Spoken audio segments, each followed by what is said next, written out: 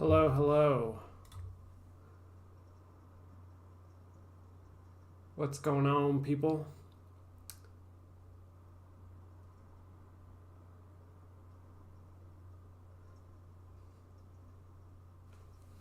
Hello, hello.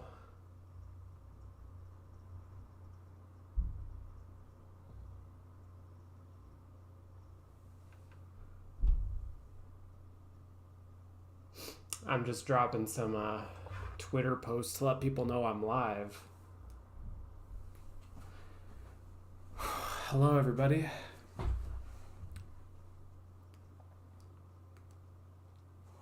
I just got moved in to a new place. As you can tell, it looks a lot less dingy. And I've got a lot more space now. Thank goodness. But yeah, I am just going through a bunch of data sets right now. So I figured I would live stream two birds, one stone while I'm sitting here. And yeah, how have you all been doing?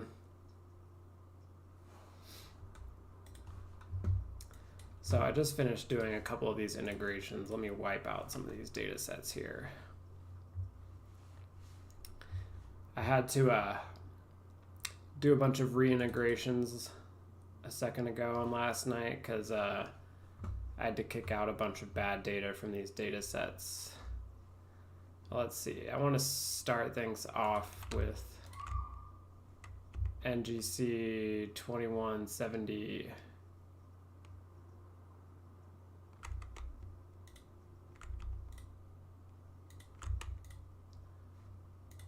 Here, I'll get all my NGC 2170 images. Recommendation for beginner cameras for amateur astro? It depends on what you want to do.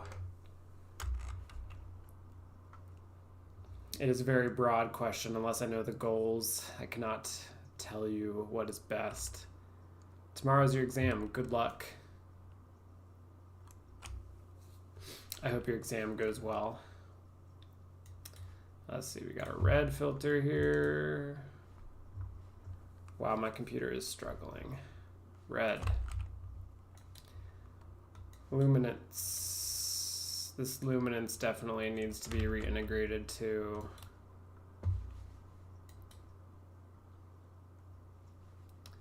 Got green. The green looks good, and this is blue. Blue looks good. This loom data definitely needs a little retouch though. So we're gonna, I am using a custom built PC, and the specs on it are all in a YouTube video that I made. So if you want to check out what computer I'm using exactly, all the parts are listed there. ASCAR FRA 500 or William Optics FLT 91. I honestly don't know.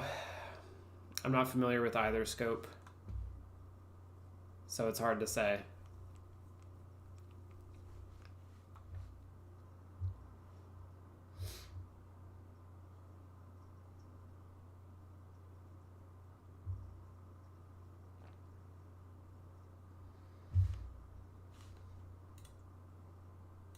Oh, today's Sunday. I should post on r/space today if I was responsible. Is the Red Cat 51 good for DSOs? I have never used one. I see some people who seem to get pretty good results with them. I don't think it's a bad telescope, so should probably be fine with that one.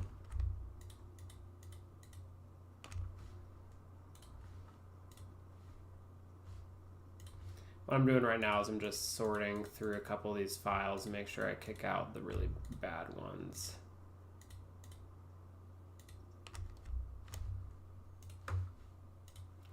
Before I hit this with the reintegration. Do you mean you want to capture DSO images in greater detail? What kind of DSOs are you wanting to capture?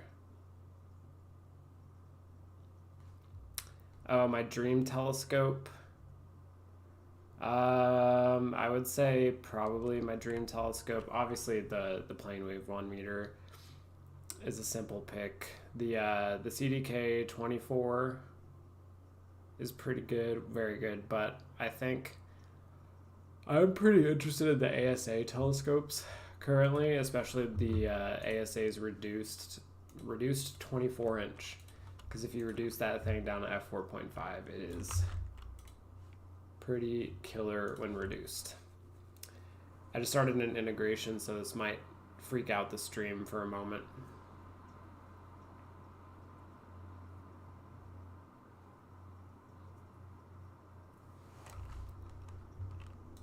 Alrighty. That integration looks a lot nicer. The problem when you integrate these long focal length images, this one was captured from a CDK24, is that if you lose focus or the seeing gets bad, then the integrations can look really, really bad. You have to be very careful about which data makes it in, or else you'll get really bad artifacting around the stars. Why do you have small telescopes? Isn't big telescopes better resolution? That is true, but it also means a smaller field of view. So you're limited to smaller targets, and it also means usually less speed, so it limits you to brighter targets. So there's a whole lot of trade-offs. How do you get color? I just did it. It was via the channel combinations tool I just ran.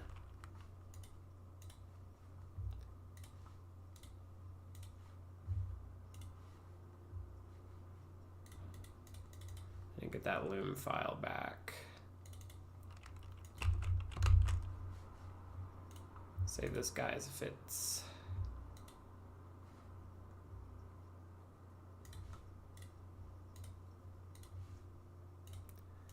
We'll get into APP here. I've got a couple image sets to edit tonight, or today rather, so we're gonna go through about 4 images.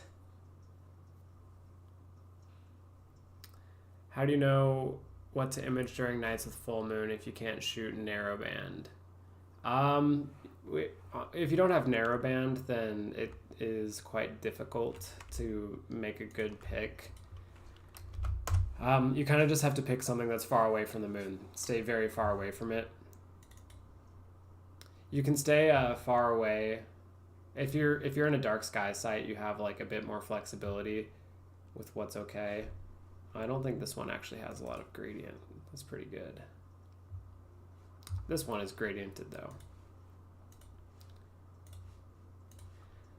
But if you have a light pollution and a full moon, and you're trying to do LRGB, then you might just want to wait and, you know, maybe just troubleshoot instead of trying to image, because it is kind of a losing battle at that rate.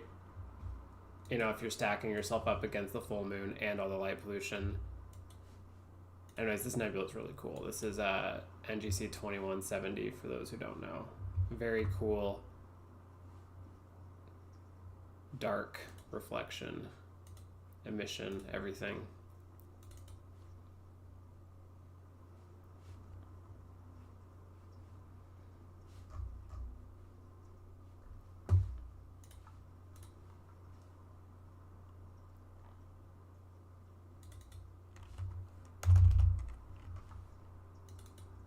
Oh, that did not load up the correct file.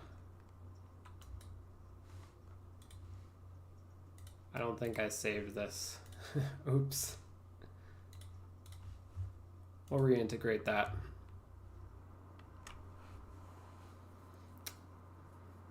Do you have a certain favorite release of APP for mosaics? I don't know what release I'm on. I just have whatever beta version is out, pretty much. And it seems to do well. Although I haven't stitched a mosaic very recently. All right, overwrite that fits. What I'm doing right now is I'm cleaning up the gradients and everything. I kind of prefer APP for the gradient removal.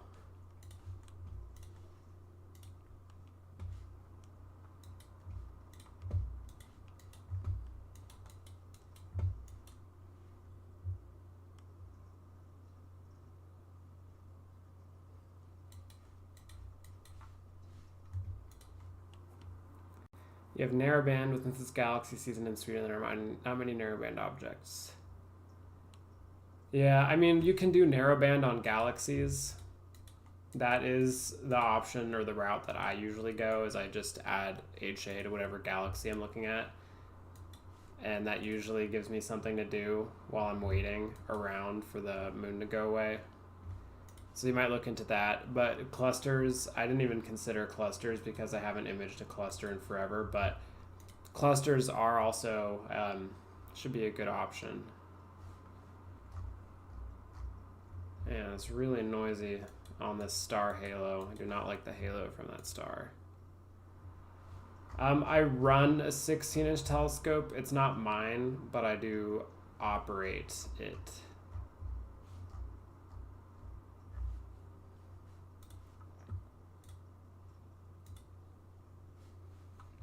And it's quite great. Awesome telescope.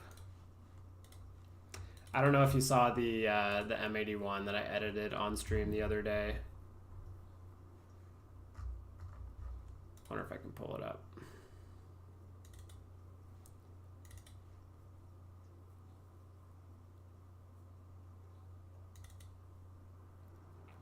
The cartwheel galaxy. I could probably do cartwheel. Anyways, this is an earlier edit of the M81 from that 16-inch scope. You did a mosaic. It took 7 days to integrate and scale it down. Question: Are you? Did you stack the panels before you tried to blend them? Because if you didn't do that, you should definitely consider stacking your panels prior to blending, because that will save you a whole lot of time, heartache, suffering, and pain. Are you going down to Namibia to install your telescope? I wish. I'm not going down to do it myself. I'm paying the people at the guest farm, the technicians there, to do the install for me. And I will hope to visit later this year at some point, because that would be really cool. And I will definitely be recording it if I do go down to visit, because that would be awesome. But I should honestly maybe be like a week away from starting to image with it, which is pretty nutty. I'm in Salt Lake City, Utah right now. I was in Austin, but I literally just moved. I'm in a new place for the next 5 months, and short-term lease, and then we are hopefully going to move back to LA at the end of the short-term lease. Just depends if I can find a place and hopefully build my YouTube channel in enough time to afford a nicer place, because cost of living difference is pretty extreme. And yeah, it's hard to find places in LA that aren't just tiny. Is the Northern Observatory still buried in snow? Yes, it is certainly buried. I'm actually going to be visiting for a telescope install in the next couple of days, which might be a really terrible idea, but we're gonna find out. Yeah. So this is Sierra Remote right now. For those who don't know, Sierra Remote is in the mountains outside Fresno, California, so the Sierra Nevada mountains of California, which, if you live in the US, you probably know, have gotten like a once in 50 year level snow and rain event over the past 3 months, and is absolutely buried in snow right now. Just ridiculous. All the telescopes are fine, as you can see, but man, the outside is pretty buried. So I'm kind of not sure how I'm gonna go about this install. We're probably just gonna set up the scope and then leave. So it might only be like a day for me. It might only be 2 days.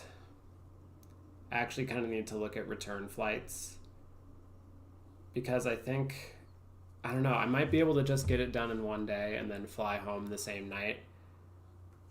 We will see. It's going to be a mission either way, and I'm looking forward to it. Well, I'm kind of looking forward to it. It's going to be interesting. I'm going to definitely need to bring some snow gear while I'm out there.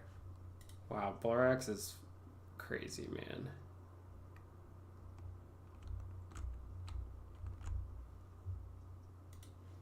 I think this image does need a lot of Blur-X. This thing has been a little hit or miss lately, so.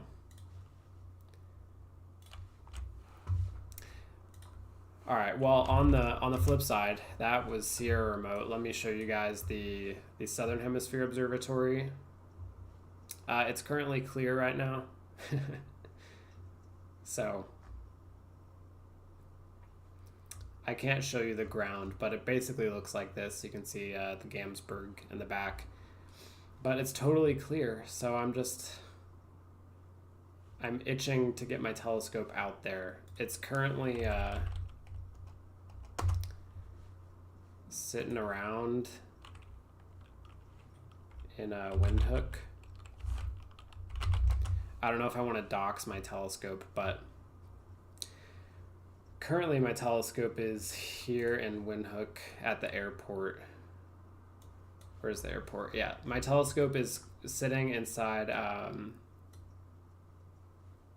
this building here on the north end of the airport, the Eros airport. It flew in to Hoseo Kotaku airport, and it was sitting in this building for a couple days, and then they drove it over to the main town.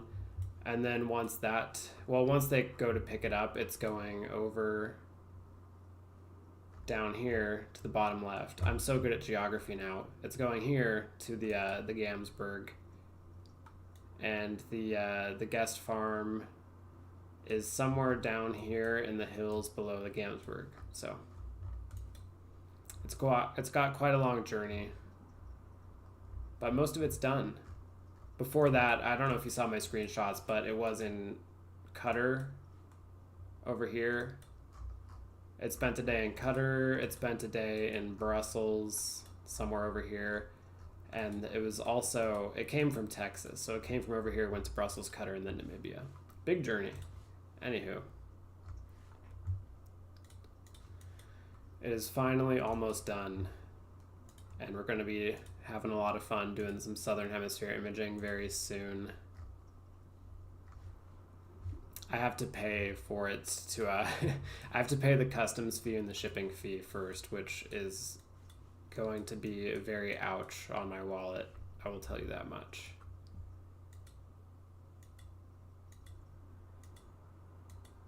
I'm just waiting for them to send me their bank account address so I can do the international transfer, because for some reason people in Namibia never send the address, and I'm like, I can't send you the money if you don't send me your address. So it always takes a while to get these Namibian people their money, but they shall have it soon.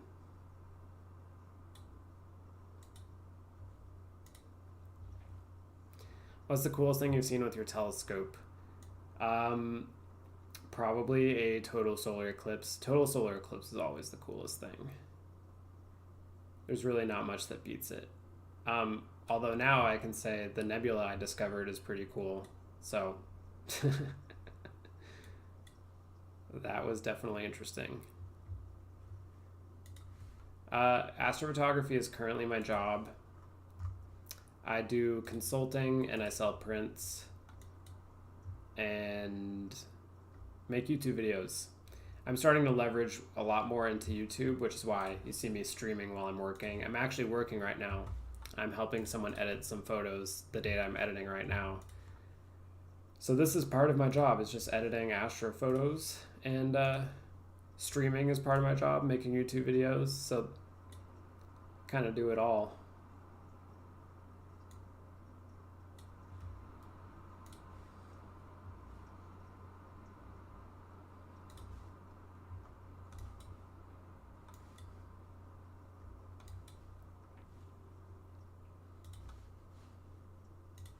Most of it right now is just editing data, though. I do a lot of data editing.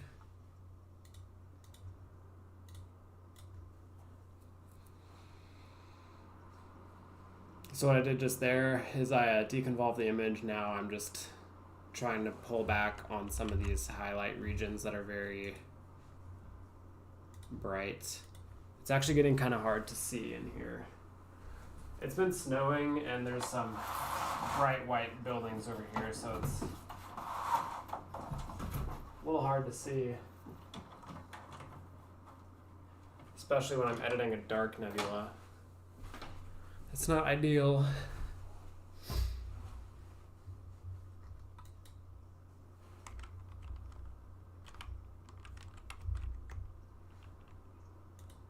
I think I'm just gonna have to use curves to kind of recover these parts of the image.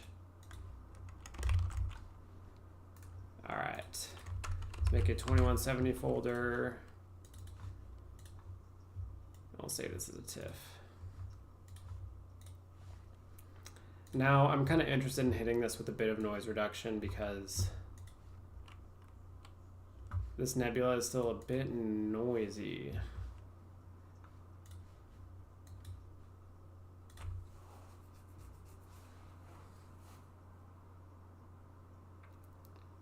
But you guys have any ideas for a first Southern Hemisphere target? I've been thinking about what to do once it gets down there, and I'm honestly not really sure.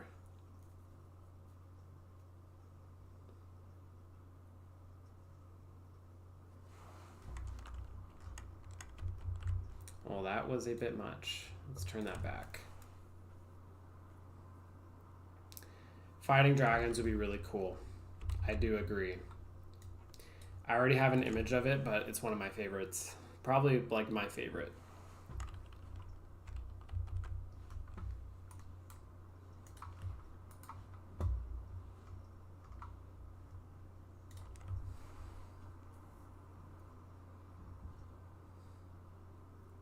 So I do have the Takahashi that I'm sending down there, but I also have a 135 millimeter wide angle lens, and that's gonna have to be doing something at the same time too. So I wonder how the dragons would look at 135 as well.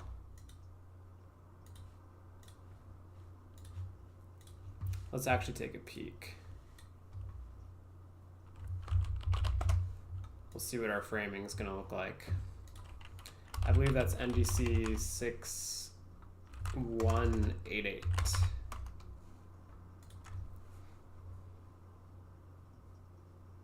Yeah, there we go. Ara. That looks absolutely deep fried on the DSS color photo. That is disgusting. Where are the dragons? Okay, there's the dragons. So let's see. When we're running wide angle, this is my FOV on the 80 mil. But once I take it to the 135, I'm going to be doing HOO on the wide. I'll be able to fit a ton. The editing specs on my PC, they're all on a YouTube video on my channel. I'll show you my channel. It is, where is it? This video right here, my budget astrophotography editing PC. I walk through all the parts and how I set it up for PixInsight. So if you want to know, this is what I do everything on. All my big mosaics, this is just kind of optimized for PixInsight. This is what I use.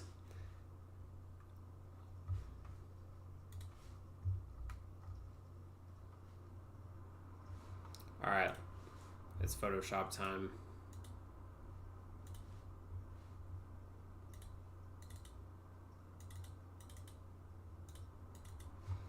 I'll just keep rolling with this denoised photo. First off, it is very low contrast. So I'm gonna pull the blacks way down. And then we are going to recover the midtones on these brighter areas because they need some love.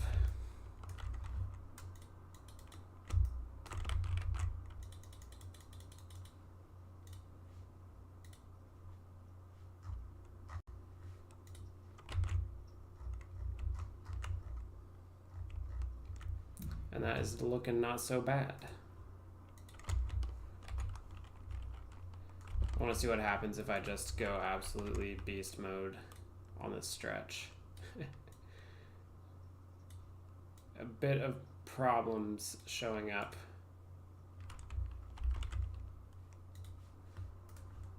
Let's just get a starless copy of this really quick.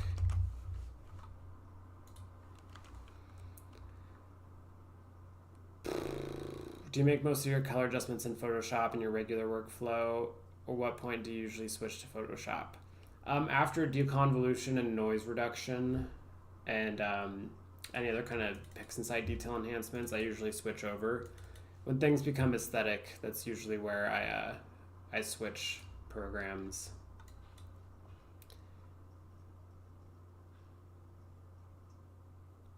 I wish there was a way to replay a bunch of steps without earlier step changed. Yeah. Let's see, what did I want to do here? I wanted to kill all of the stars.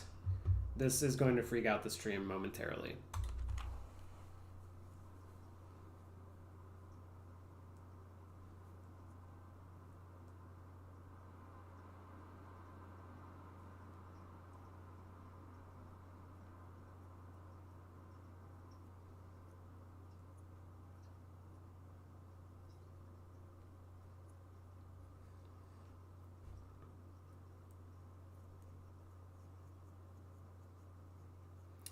This is a very real image. It looks like a fake nebula, honestly, but it's very real.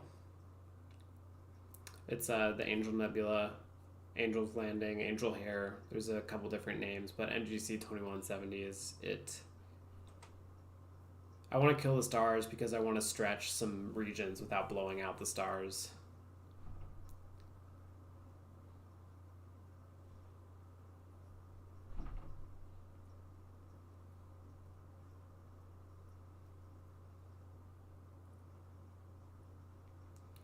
Looks like the star removal process is taking its sweet time.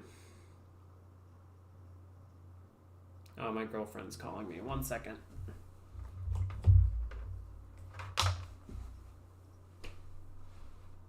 Hey.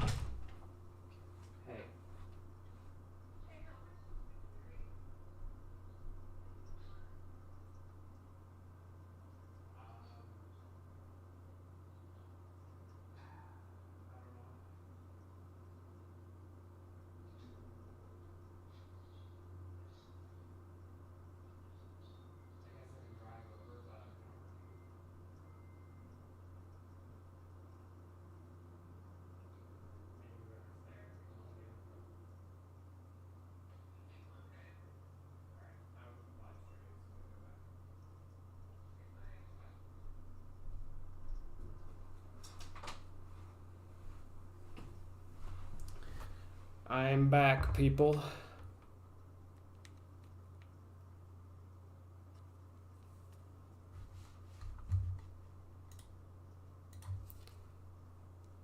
Is my iPhone charging? Okay, it's charging.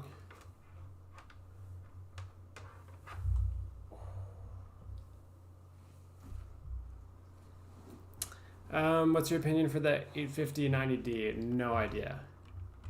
I've never heard of those cameras. As long as they have a manual exposure, then I'm sure they'll be sufficient.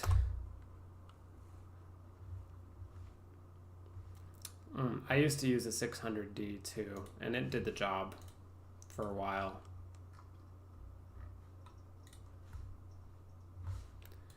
I'm gonna resume these file transfers. These are a couple big ones. Let's see. So now I got the starless photo. We can do a little bit more without messing with the stars. I'm really only interested in like the dust by the angel part of the nebula. I don't really want to mess with it anymore because this image really doesn't have enough data to justify going super crazy. Like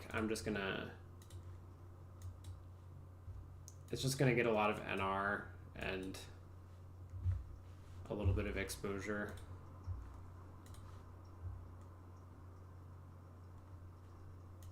And then like a little bit of saturation. Thank you, Larstronomy.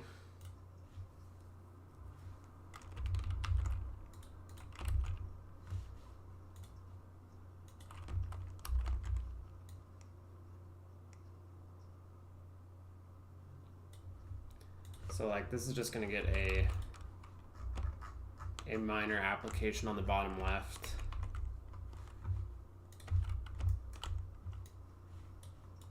Because this portion of the image is quite dark, and being able to see the angel hairs is kind of the whole point. So we're just gonna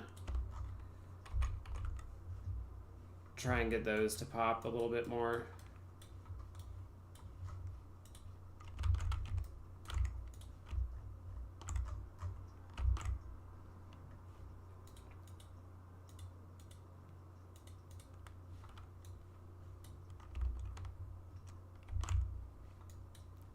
And just try and keep this gentle.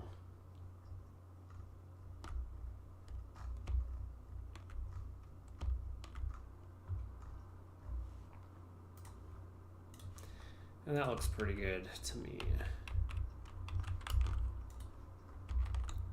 Now I'm just going to do a little bit of filtering on the brighter parts of the nebula. Maybe we can get a bit of detail enhancement going. Just using a high pass. It'll also help recover a bit of those highlight details.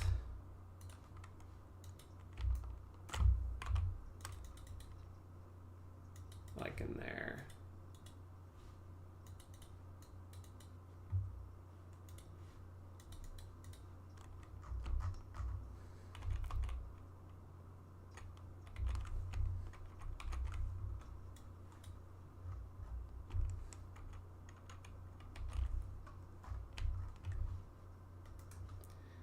And then I'm kind of curious about saturating the image, and then I might add some glow, saturate the star spikes, and then call it a day for this one. Again, there's not a whole lot of data here, so I don't really want to go crazy. I probably would even want to keep the blacks even lower than what they are. Just like bring it to the edge of clipping or something.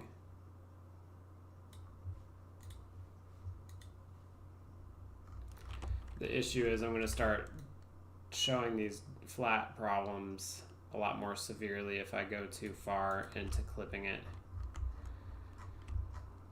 So it is a challenge.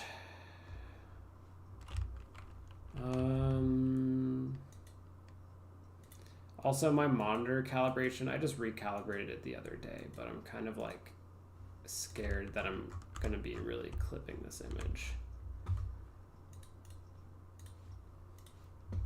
And I definitely have some donuts going on. So we're going to have to paint out these flat fielding problems. I'm just going to hit it. What I'm using right now is a soft light brush to brighten these dust donuts.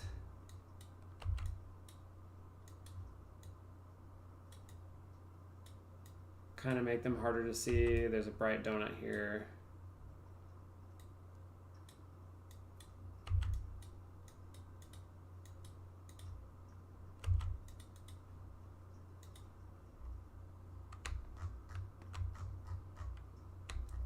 Very challenging gradients. Especially right here. This is like a really weird looking black hole.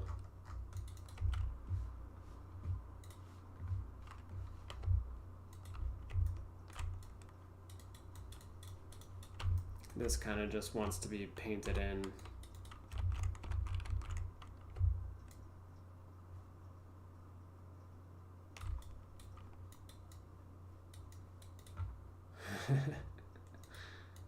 Although that's kind of crossing a line.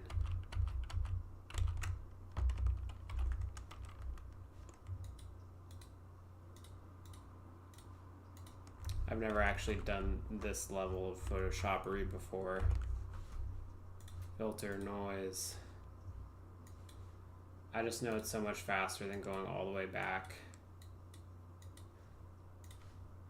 and dealing with this in another way.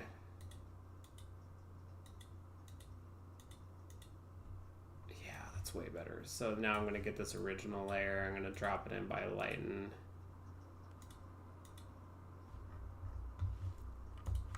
And that is just going to make all my problems melt away.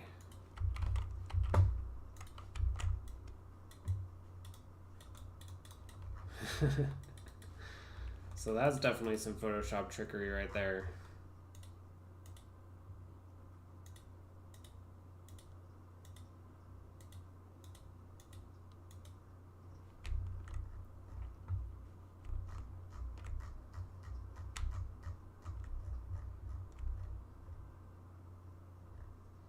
Yeah, it needs new flats for sure, but the turnaround time to getting those is a bit too slow for me, so I'm just doing this instead. And that should address my concerns.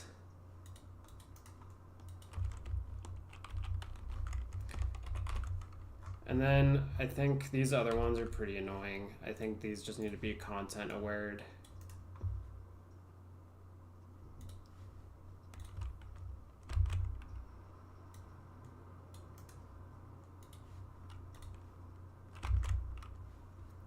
That is not the prettiest content aware blend I've ever seen though. That is actually really bad. Okay, no content aware. We are going to have to use clone stamp.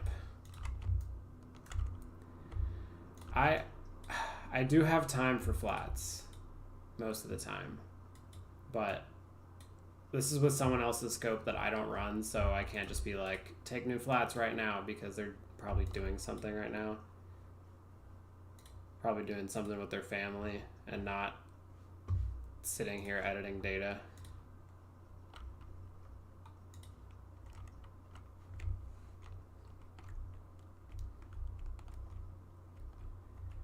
You want to get better at your astrophotography. Do you have any tips? Generally, my tips would be shoot more data, make sure you do flats, darks, biases, do everything right. Make sure you get enough data. Don't mess it up in your editing. Try and, all you need is good data, and then you will get a good astrophoto. As long as you have good data and you calibrate it properly, then it's just super easy. So just make sure you do your due diligence and getting everything. Oh no. All that monochromatic noise I added is propagated in somehow. That is no bueno.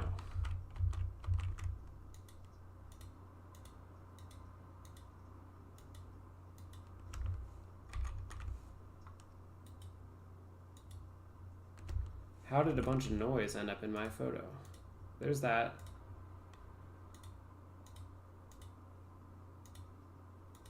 Yeah, this layer, I don't know what happened to that layer.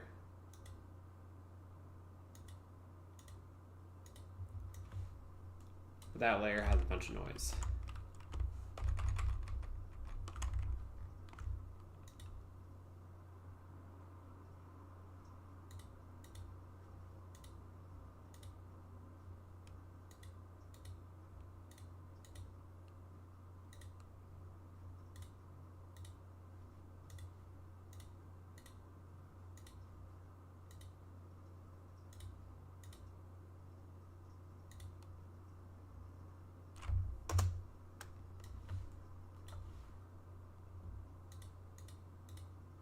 I got all discombobulated.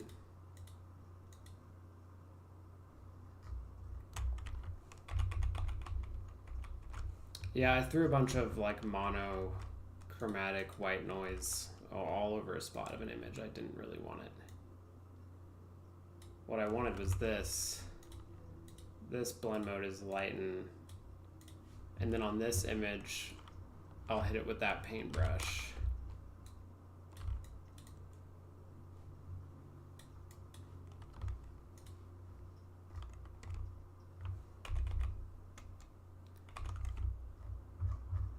And then I want a mask where I only apply it here. And then I will hit it with the small addition of mono noise. There we go. All right, now that's natural.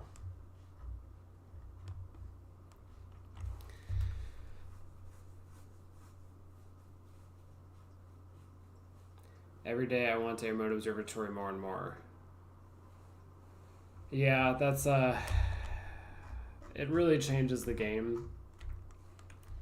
If you're doing it as like a hobbyist, if you're doing astrophotography like that, then it sometimes doesn't make a lot of sense to justify the cost. However, if you are doing it full time, then you kind of have to have one, or you have to live somewhere really good. Like you have to live in Phoenix, you have to live in Spain in like a small town, or you have to have a remote observatory. Otherwise, you know, you're just, it's impossible to be as efficient with data collection. Kind of a sad reality of astro, but it's just kind of how it is, especially for for the bigger observatories. They definitely have to be located in special places. Yeah, you do have to live in AZ, like Andrew.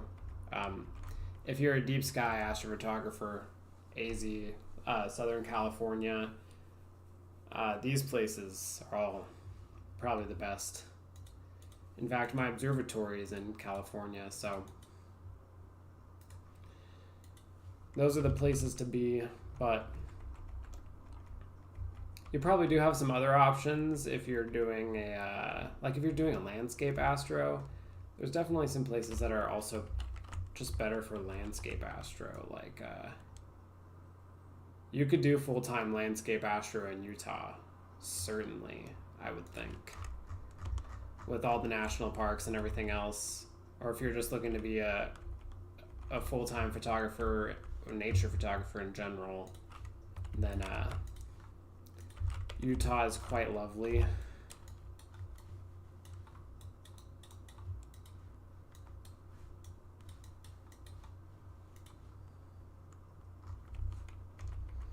Or it's kind of like how if you want to be a full-time wildlife photographer, then you're gonna have a better shot if you live in Jackson Hole. You know what I mean?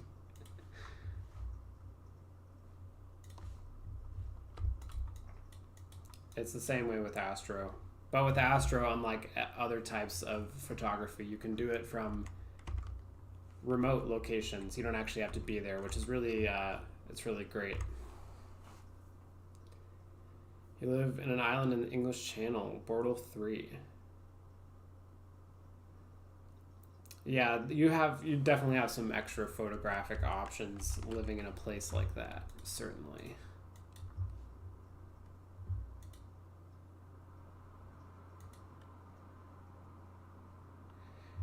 Yeah, Afghanistan would certainly be a good place. If you, I don't know how safe it is in some of those rural areas, but I mean, if you're local to Afghanistan and it's safe, then there are 100% some very suitable locations in Afghanistan. Same with Iran or Iraq. I don't know how many people are doing astro in those places. I know there's like Daria Varisium, I think he's in Iraq.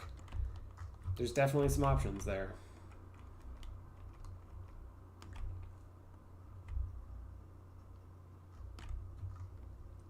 Actually, I even read a paper the other day about it was a paper in Pakistan about choosing a observing site in Pakistan, and they just kind of compared all the options for astronomy.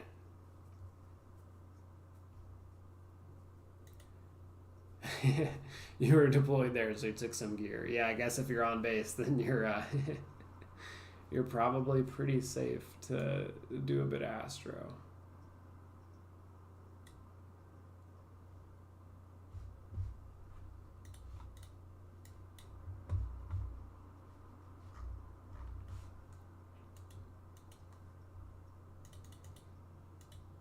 I'm planning on making a video pretty soon here about geography and astrophotography, just kind of like give an overview, because I think it's something pretty important to discuss, and there's a lot of papers about it, so there's like a whole wealth of information on the topic, but no one has really made videos about it. Yeah, geography is just so interesting. I've been obsessing over it as well lately because it's so important for astrophotography. One of the most important parts of it.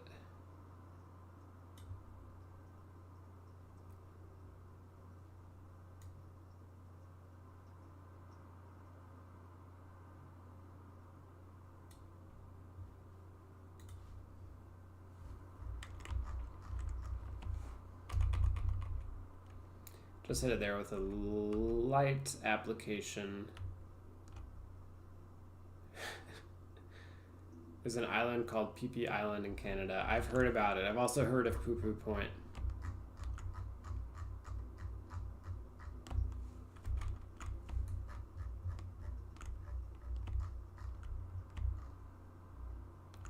Yeah, I've edited NASA FITS files. I haven't edited any James Webb ones though. I don't know, I kind of wasn't into it.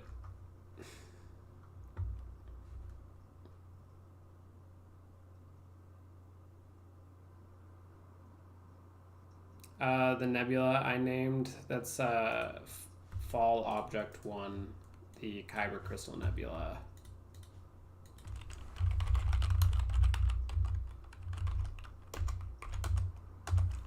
Call this a finished image.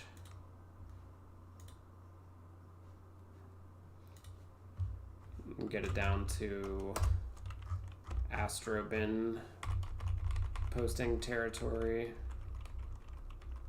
I'm just gonna give it a little NR and a little sharpening on the downscale JPEG. I'll show you all the nebula I discovered here in a moment. Just gotta put the little finishing touches on this.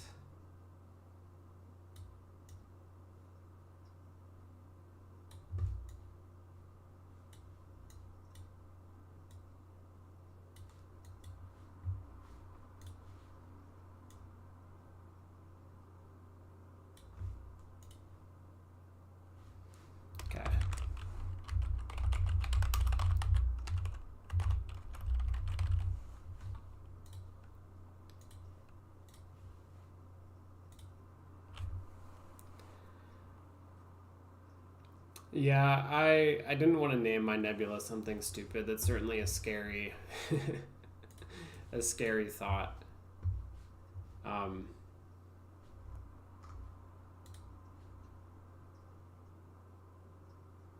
much data did you need to see any trace of your nebula? I'll actually show you. So this is my nebula, FAL1 Kyber Crystal Nebula. Pretty neat looking. A very cool first discovery. And let's take a look at the data files for it, because there's kind of a lot of data here. So I have like these O channels, a couple of high pass filtered images. Let's see. Looks like I might have wiped away quite a bit of the old files.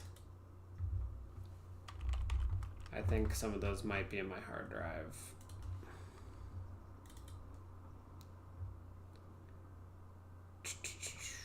Let's see. This is probably pretty old. I think December was around the time I found it.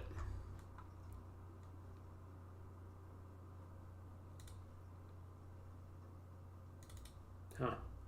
I have a February backup. It's probably in that.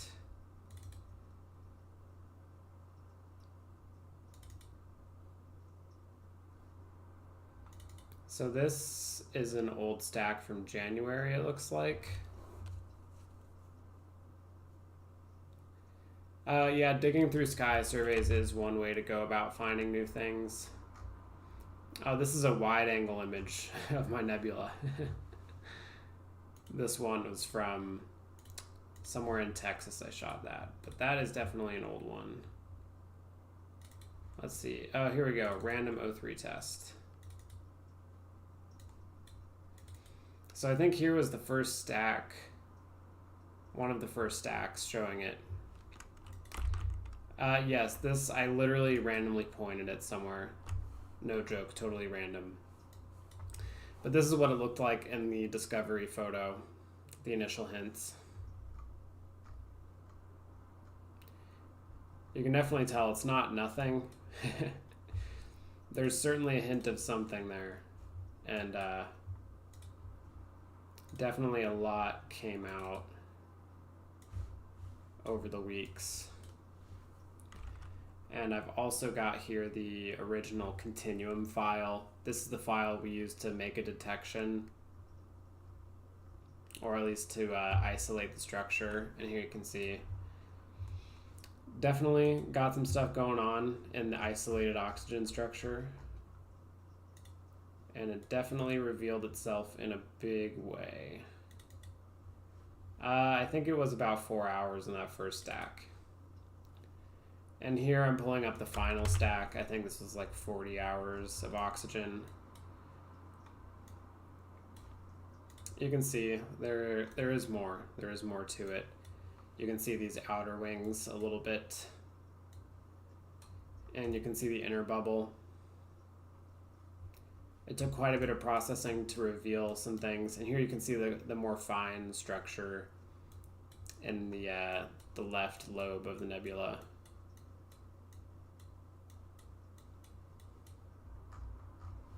Pretty cool though. All right, on to the next one. What else have we got? 4556.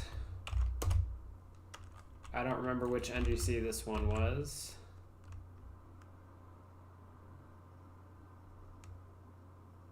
I would love to go to Paranal. That would be a dream come true. What scope and field of view? Pretty big field of view is with my reduced Takahashi 400 millimeters focal length. I have another discovery to show you all. I'm going to show you all a sneak peek of it. It's already submitted in the notes, so I'm just waiting to hear back about this one. It's already been accounted for, so no stealing this one because I've already submitted it. But this one is a bit more interesting. Well, no, it's less interesting than the other discovery, but it certainly is very interesting. I'm just going to stretch it here to show you guys. So I don't know if you can tell, but there's a bubble around the star. And yeah, I found a weird bubble. And you may think that this is a lens flare, but that is definitely not a lens flare. It is 100% real, actual bubble goodness. And it's going to need a lot more exposure time to figure out what's going on. Obviously, with the weather, it's a bit difficult, but there is definitely something new there. That little arc or quarter arc around the star.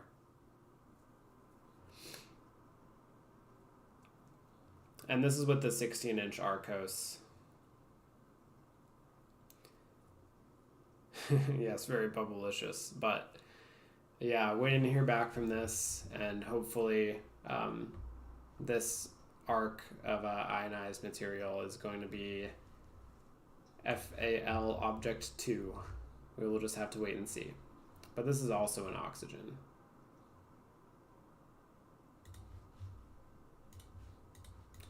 Anywho, you can see these flats were definitely old.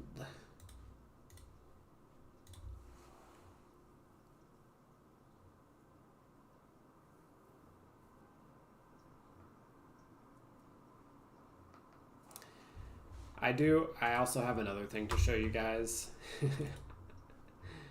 I'm going to show this one to you starless because I don't want to tell you where it is. But it's a third undiscovered nebula I'm working on. This one's with Marcel. I don't know how discovery credits are going to be split. I think we'll probably share discovery credits, but I should probably figure that out with him soon. But this is the other thing I'm working on.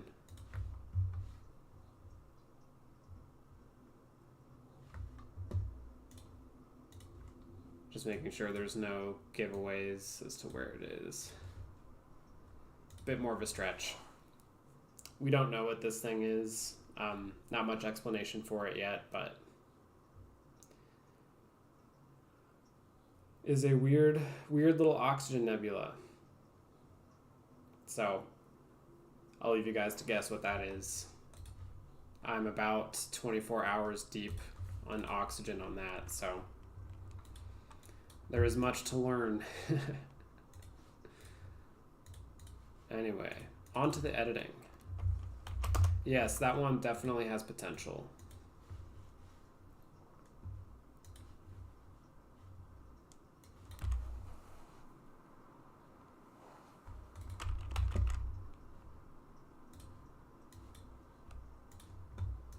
Let's pop a Blur X on this bad boy. This one definitely needs it.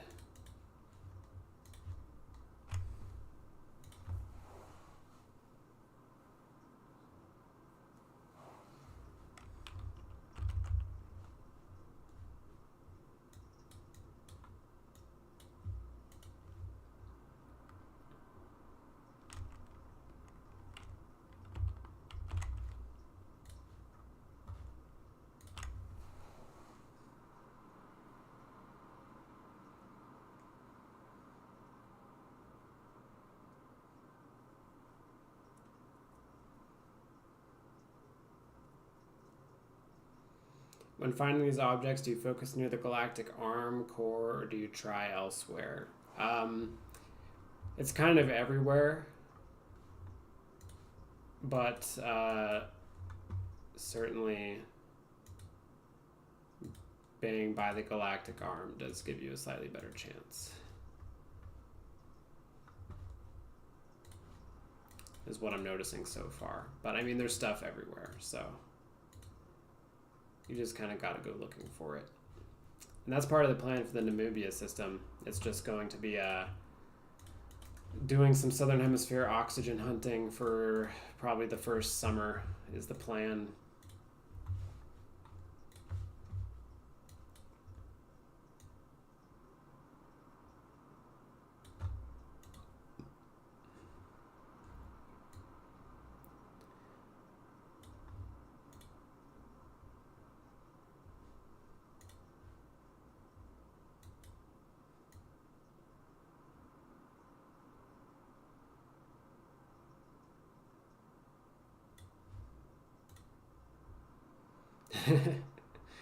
Yeah, we all need a second rig just for time wasting. You know, sometimes it's not a waste of time though. Sometimes it pays off. But to be quite honest with you, it has been majority of time sink so far. So it's definitely questionable as to whether or not it's worth it. And I mean, it's cool, but part of my problem is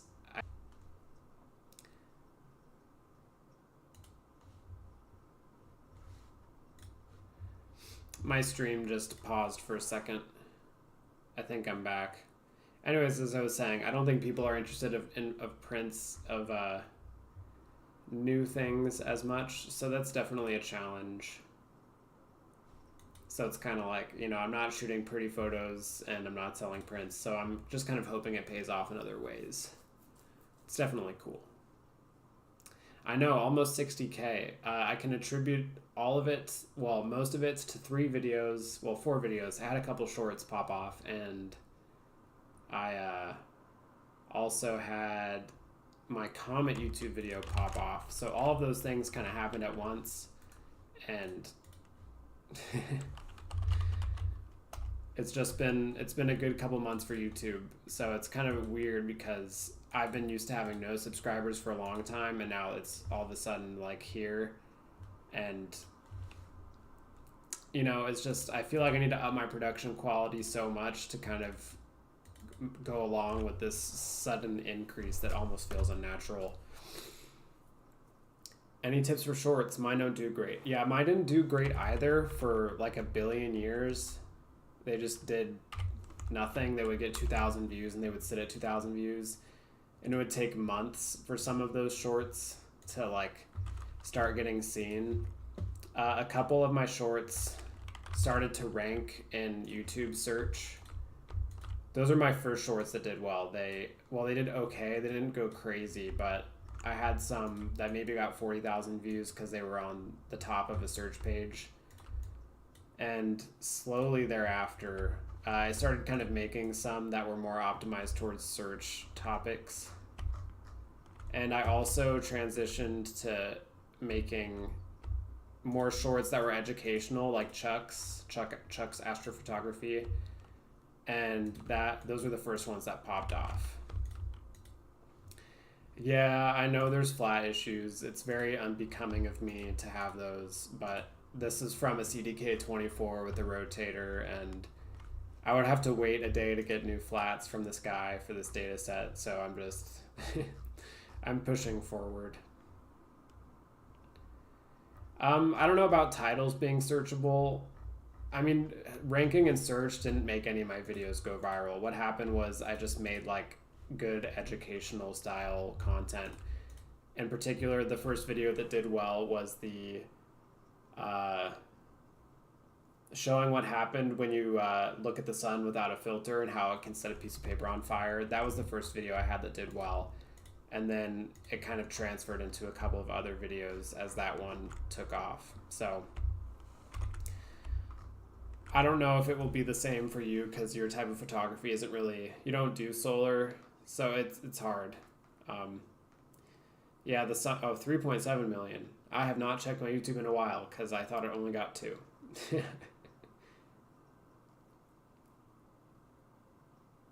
Thank you, Mark PNW. Yeah, I know it's really frustrating to post them over and over again and have them all get like 2,000 views. It's kind of disheartening.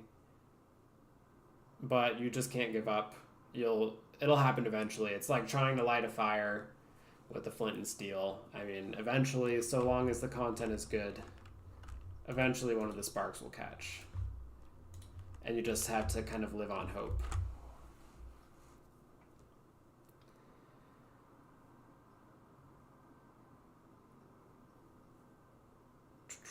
IG, yeah, IG is kind of dead. TikTok is okay.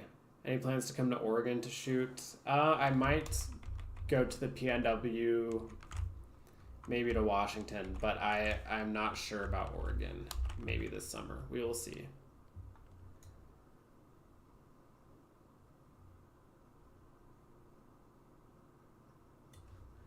I think I overstretched this image. I can't see any color in it and it's bothering me. I have to crank up the saturation on it.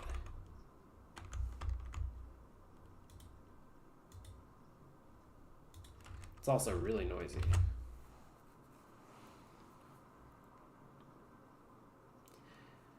Yeah, I might have to send for that. I'm planning to go to Capitol Reef for that one.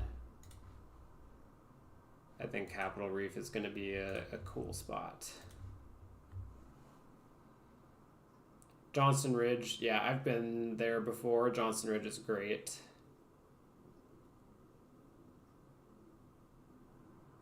How much data is this? Not a lot. I think it's maybe like 10 hours or something. It's probably only a night. Yeah, solar system shorts are probably great. I have a couple workshops coming up in Kanab this summer. They're on my friend Derek's website, Blazing Heavens. Yeah. What else did I want to do to this? It is noisy as all heck, so I'm probably going to hit it with like the dirtiest noise X run of all time. But I want to kind of fix the cores of the galaxies first. Do you plan a project in Chile or South America? I wanted to originally. I emailed all the remote observatories and asked for a discount, and none of them wanted to give me a discount. So I said screw it, and I went to Africa instead.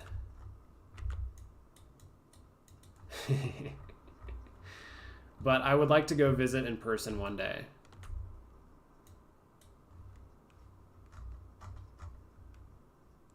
I just don't know when that will be.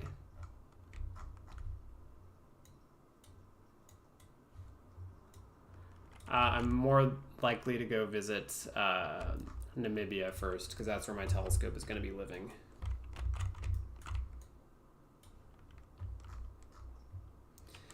Do you like the north or southern hemisphere sky more? The southern hemisphere sky, I think.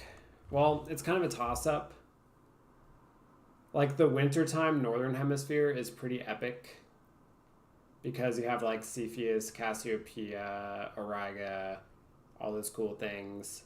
But I mean, you get the Magellanic Clouds in the south, and then the Milky Way core goes straight overhead, and you have Vela, and there's just, I don't know. It's kind of a grass is always greener problem, but southern hemisphere is hard to beat. It's just getting a way to image there is a huge problem, and it's a huge money sink. But we're trying to figure it out.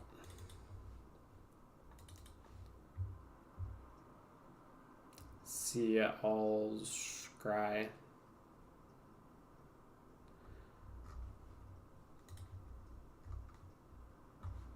Yeah, I mean, I have imaged a little bit from the southern hemisphere previously. I've visited Australia. I've ran a remote telescope in Australia. Visiting, it was very rainy, and running the remote telescope, I barely got any time. So it's kind of like Australia. It would be really cool if it was better, but Australia just really isn't like up to standard with the amount of clear skies, and that's kind of gross. And Chile's cool, but like Chile's really expensive. You pay a 20% import tax on all the gear you send there, and on top of that, all the observatories are really expensive. They're like $10K a year, and that equates to, I think, like, I don't know, some of these places are like $600 to $900 a month, and that's literally like paying rent for an apartment, and I really can't justify paying that much. So I've asked like all the places there for a discount, and because, having someone there to take photos and kind of promote the place, I think is valuable, but none of them were very interested in that. So I ended up finding a place in Namibia, which was only like $300 a month, which is certainly affordable, but they have less infrastructure there. So I'm thinking I might trade infrastructure for affordability and still get my access and have comparable weather. That's the hope.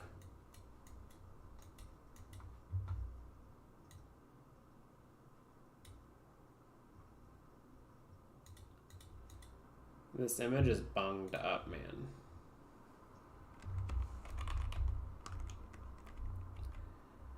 At SRO, I don't pay to keep my telescopes there because I help do tech support, and I help do installs, and I help get people into the observatory if they're looking for a place. So I kind of consult people looking for a place to put their telescope. So I don't pay anything just because I think I'm economically valuable still just to having a scope there and producing images. Because if I'm producing images, then they show up like on the internet. It's just a good way for promotion, and it's been good for the observatory.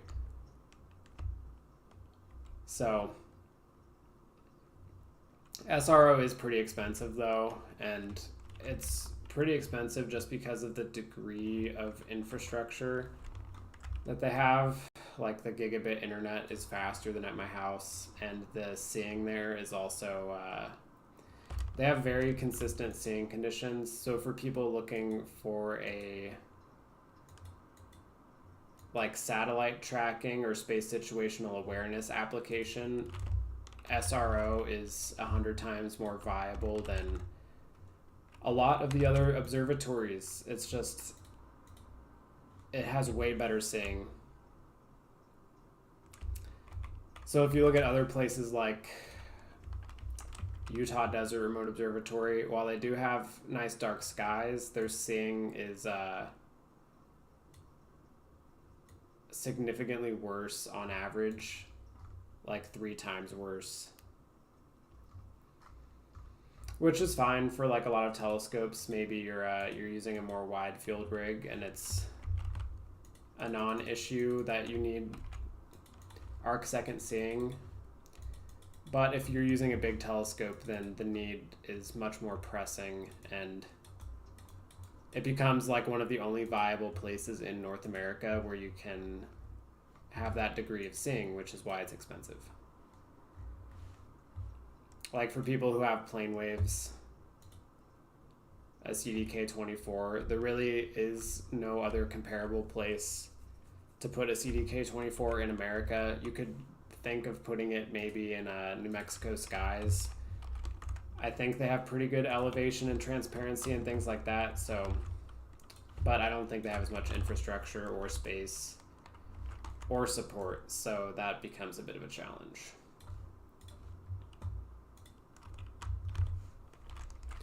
But on the same rate, we do have the once in a million year rainstorm event happening right now at SRO, which is kind of annoying. You also get to dodge the monsoon season, is the other nice thing about the observatory. The New Mexican observatories will all suffer a fun monsoon season.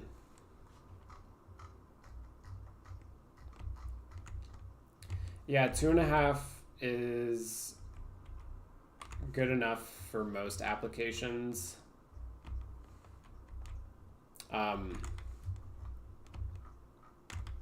If you're running a 24-inch, 2.5 arc seconds is a bit much.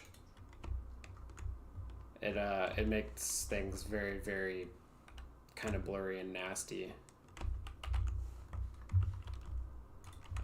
But I mean, that's if you're using like the CMOS, the current CMOS cameras, and a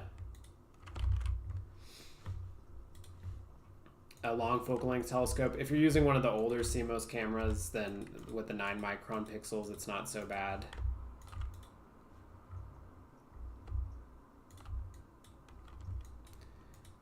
But if you're using a new gen camera and a big scope, then you want it to be like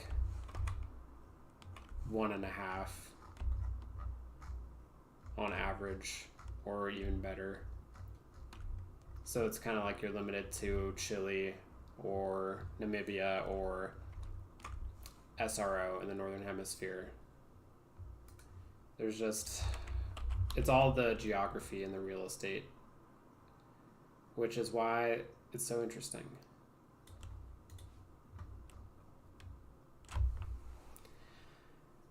I have a question for you. Maybe you know, I'm trying to get the best DBE on your Mosaic project. When you crop it, that has no black edges. It looks great after DBE. But if I don't crop in the black borders,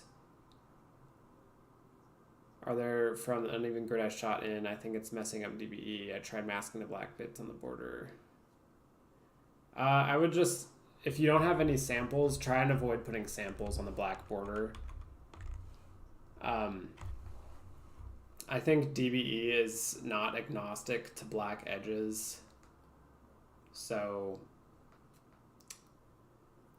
I would use Astropixel processor because I think it knows about the black edges, but DBE not as smart. But just make sure you don't have samples. Oh, without anything, yeah, I would probably try. I know it's not very helpful advice, but just put it in EPP instead.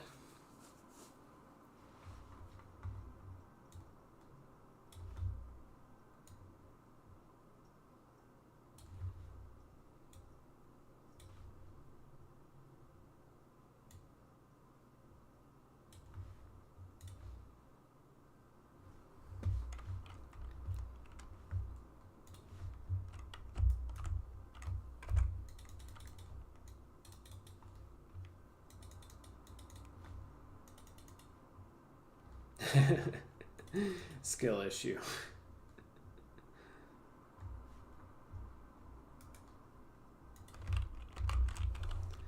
Let's see, this is finished NGC 4556.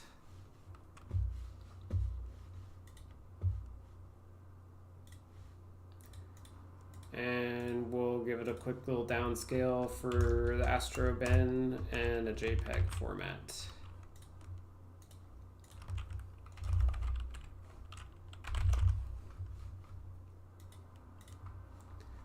All right, let's get all this out of the way and we'll move on to the next data set.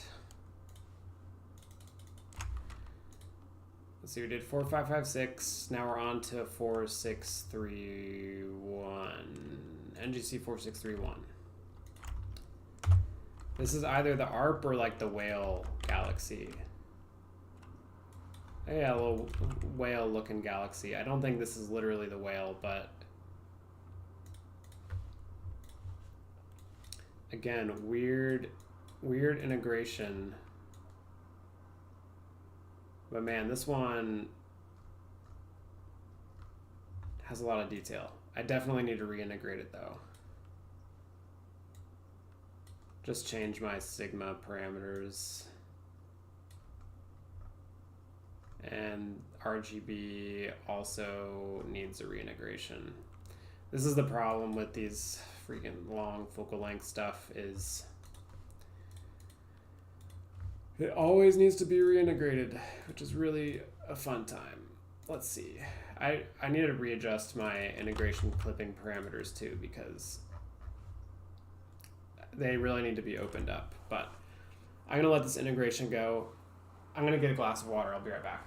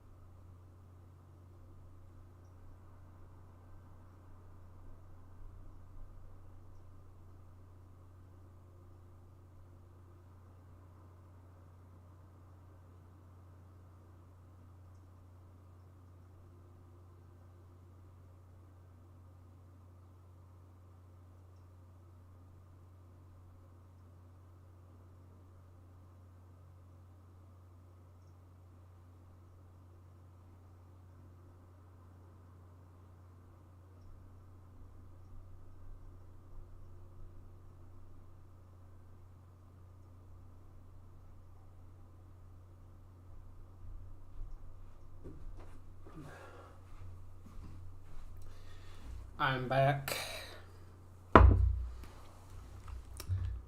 It looks like integration.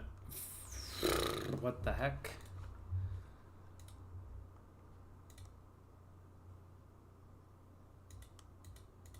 Normalization is definitely freaking out.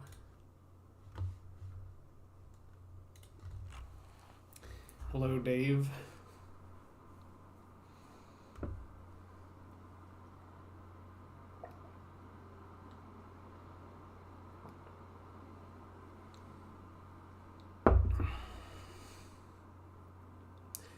Have you photographed Coal Sack or the Southern Cross? Yeah. I've photographed all that stuff, but not with a telescope. I shot it all wide angle with the 135 lens. Looks like a generalized ESD is a lot better. Scaling down the images gives you noise reduction and a perceived sharpness boost. And it allows you to apply a little bit of final sharpening at the end. So it's just better when sharing the photo. I mean, no one's going to look at it one-to-one with a 4K monitor, so you might as well downscale it and get the bonus.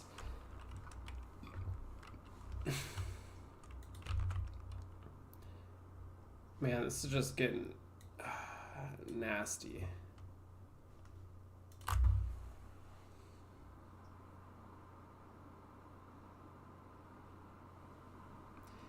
Have you hooked up the Namibia scope yet? No, it is sitting in a warehouse in Windhoek currently. I am waiting to get the banking details from the shipping company before I send out a wire transfer, and then the observatory will go pick it up. And then they will install it. Okay, that looks good. I'll have to resave this as XISF. No, I want to save it as fits. This is 4631 fits. And I'm going to have to rip through all of the RGB data too as well.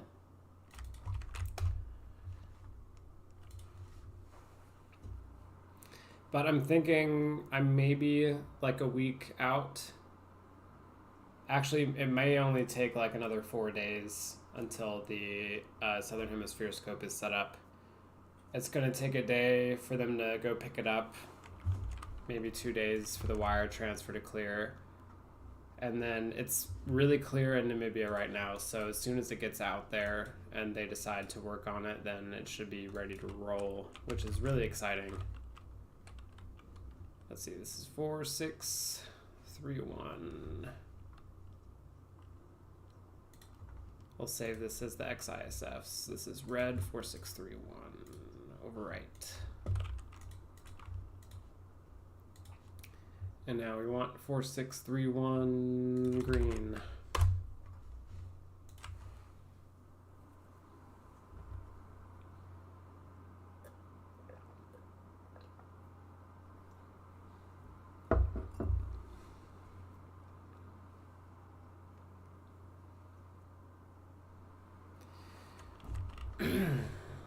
My espresso machine broke today and I'm really sad about it. Let's see, 4631 green. Overwrite.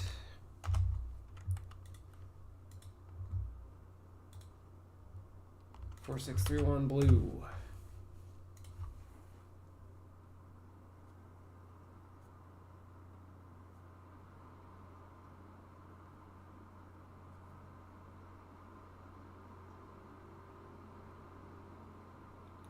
Yeah, it's a problem. I don't know how I will function. Man, this integration is terrible.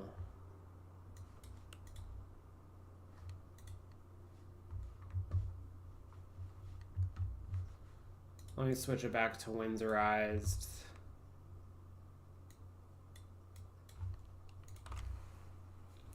These files just have like the worst normalization on the planet.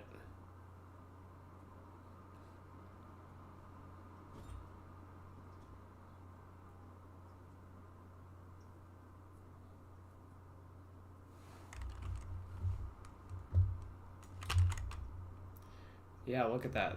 I don't understand. Maybe my cutoff just needs to be really low.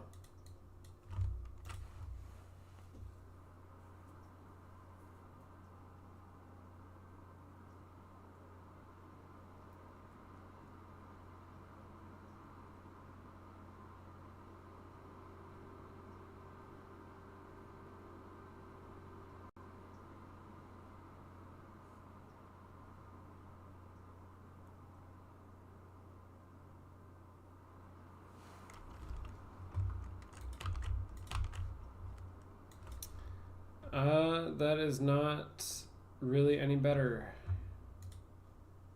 We'll try adaptive normalization maybe, and I'll go back to, I'll switch it to linear fit.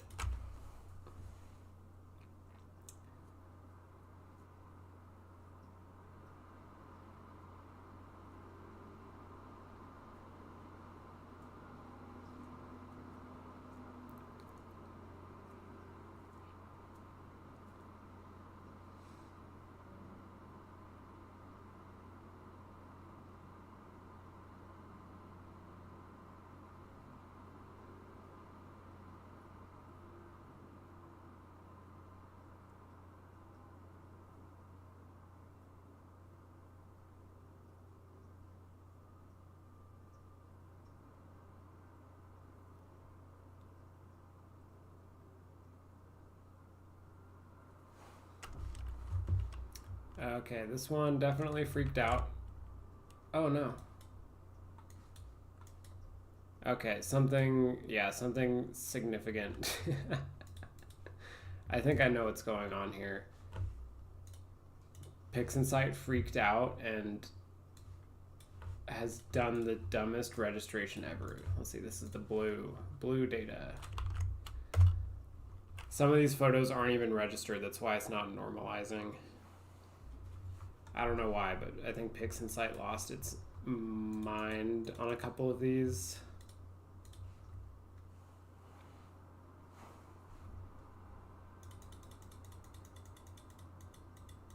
Oh yeah, some of the, it's gonna have a hard time normalizing. I think some of these were under the moonlight. Yeah, most of them have way worse signal. So it's just like not coping. I think I might need to use the first 1, 2, 3, 4, 5, 6, 7, 8. If I run it off the first 8 files in the set, it'll probably work. But I don't know why this other integration has this hole.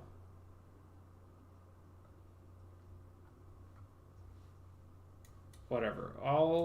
Let me just run this with the first 8 files and then see if it looks good.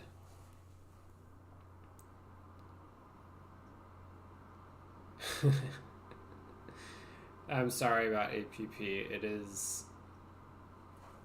It can be frustrating as well. Okay. So, all right. Apparently this thing doesn't know what a hot pixel is. Switch it back to Windsorized. Hopefully that'll be the final round of integration.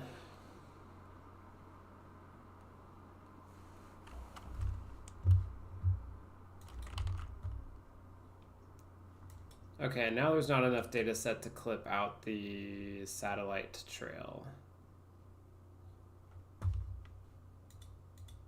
So 105.041 will need to be kicked from the set, leaving us with barely any blue data. 35 minutes of blue data. But for this bright galaxy, I'm hoping that should be enough, but I don't know what's going on. All of these frames are registered. There's no reason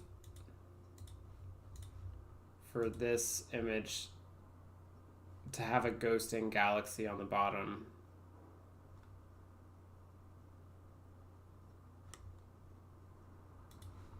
Why is it making a ghost?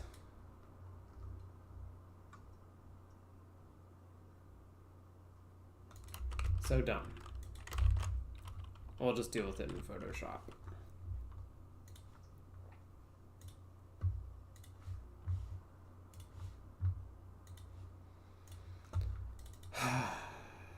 Awful, awful, awful.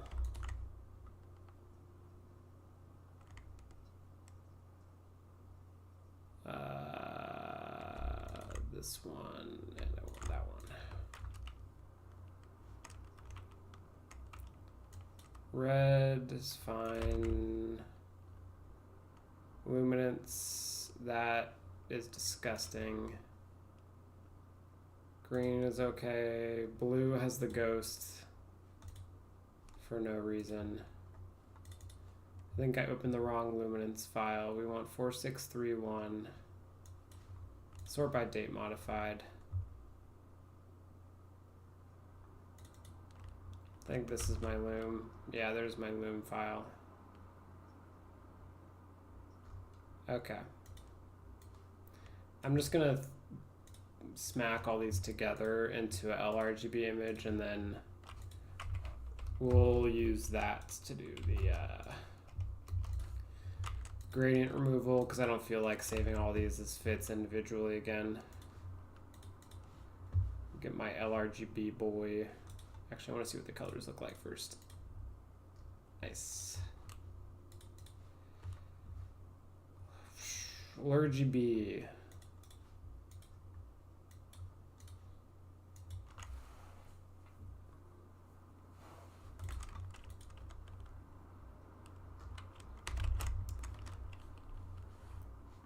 Now this one will be RGB 4631.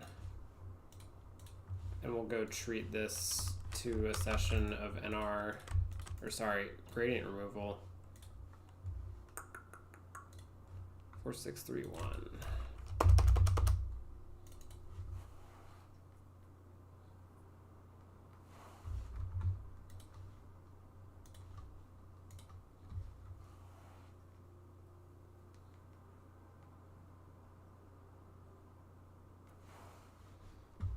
And then we'll just mop up the gradients real quick and then get it back into PI.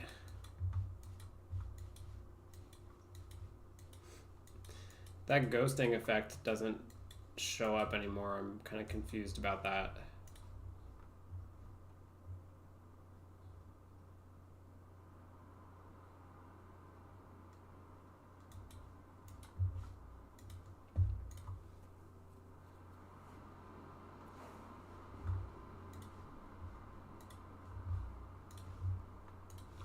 Alrighty, now we got a good baseline finally. I am just pre-processing this photo, trying to get it into a color calibrated, balanced, deconvolved state. Throw auto color on this really quick.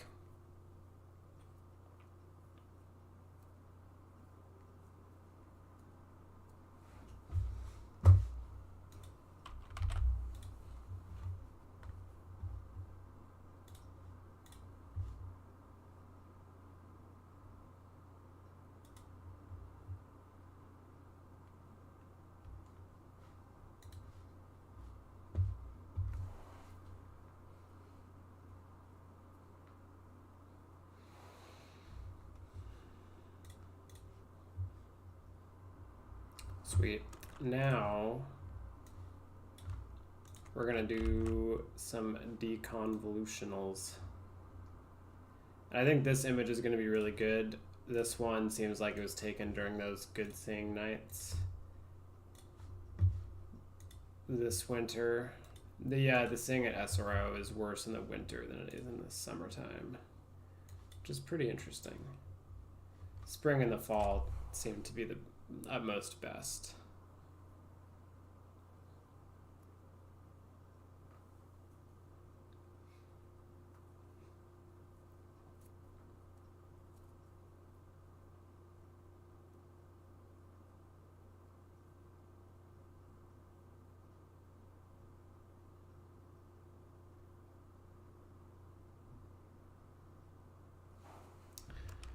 Did that even do anything?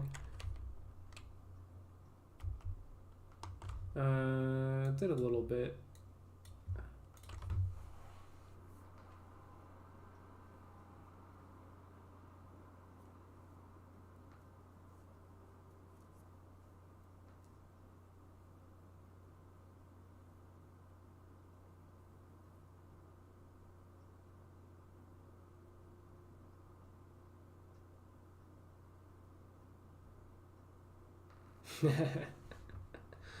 That just went absolute crunch mode.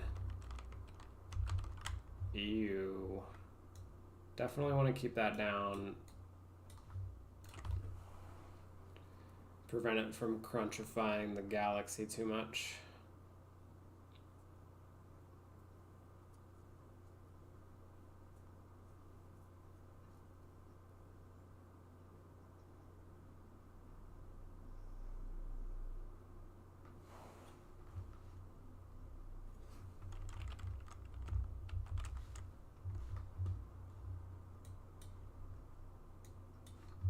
Okay, let's run this in the full image now.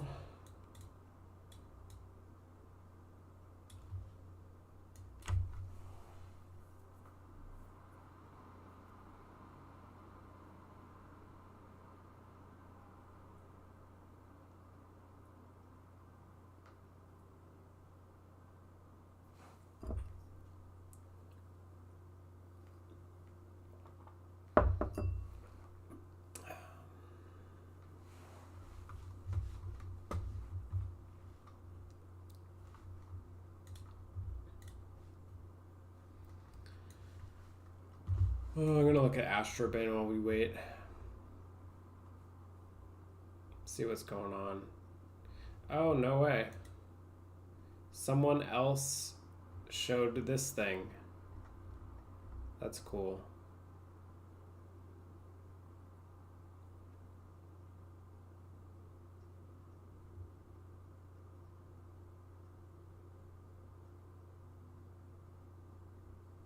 Huh. My image is I've never seen anyone else photograph this supernova remnant here on the left, this oxygen one, with the spaghetti before. Mine was the first. This is the evidently the second one that shows it. Very cool. I'm gonna comment on this guy's photo.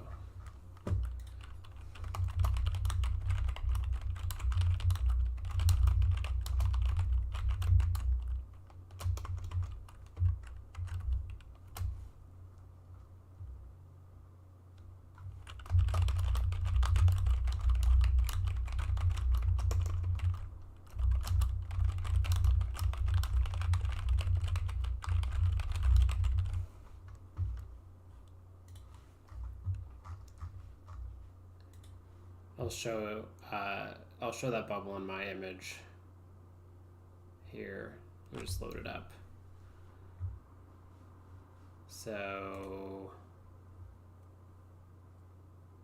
this bubble down here, it's kind of cut off in my photo, but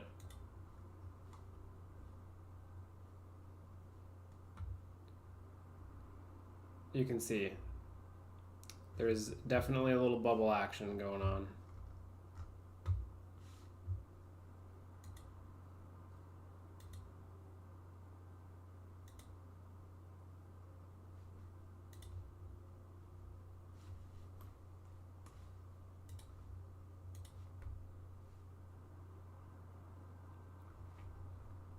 There's a lot of good images on Astrobin today. Well, let's keep working through this photo. All right, next step, we gotta hit it with a little stretch.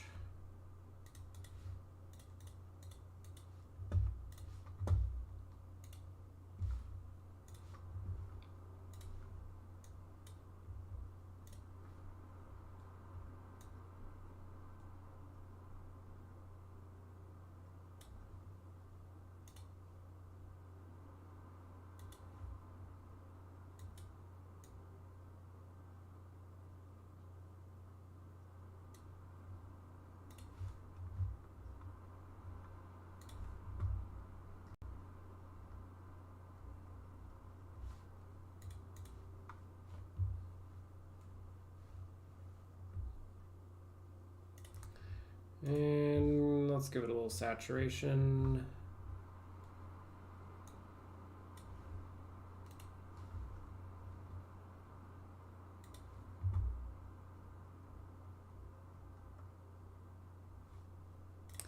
And that is a good enough start for me to go into Photoshop.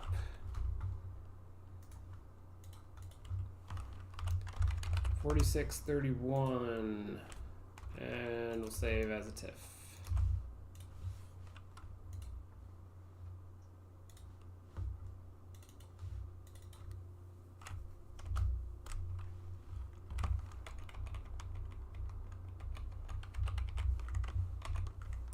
I am going to darken the galaxy just a little bit. Kind of has a really neat looking emission nebula on the front face. It also just feels like a little bit magenta still.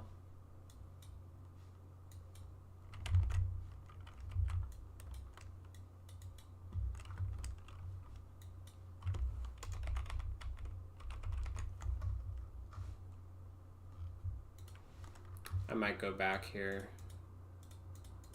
undo my histograms.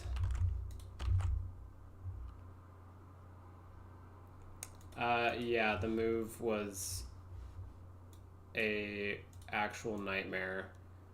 We got stuck. Well, the first night we got stuck in Post, Texas. I don't know if you know where Post is, but it's like a dingy farming community in West Texas because there was a dust storm, like dangerously high winds, and I didn't want to be driving through that in the night, so we stopped in Post. And then we got to Albuquerque, and we stayed in Albuquerque for an extra day because there was some really bad snow going on and foreshadowing that snow continued. And after that, we tried to get to Moab, and we got stuck in a blizzard outside Monticello, and we got stuck on the road in a pileup for 3 hours. But we made it to Monticello that night, and then we stayed there for an extra day, which was a whole lot of fun. You gotta love Monticello. And then we sent it from Monticello all the way home. We drove through snow again on the last day, but the snow was minor enough that we were able to make it through the mountain pass and get home. So overall it was like 6 days and 5 nights of driving. Some of it was just sitting and waiting for snow. So it was definitely an odyssey.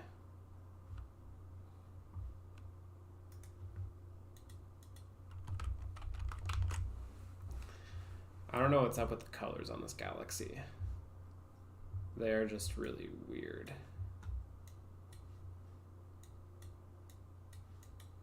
Like the middle of it is so magenta. Like I just want to take the whole thing and shift it blue because it's just reading way too warm to me.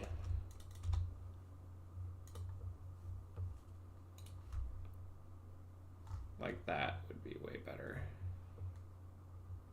Yeah, something to write about one day. That's a positive way of looking at it.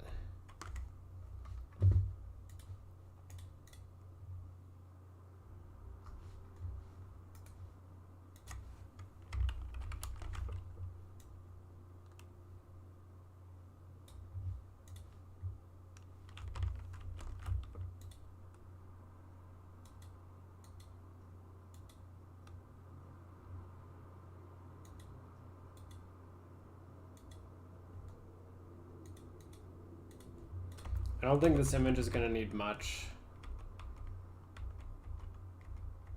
honestly.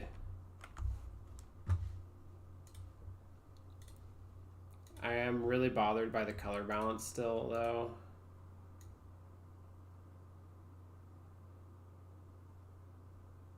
Yeah, it's the core is way too magenta, and then the greens.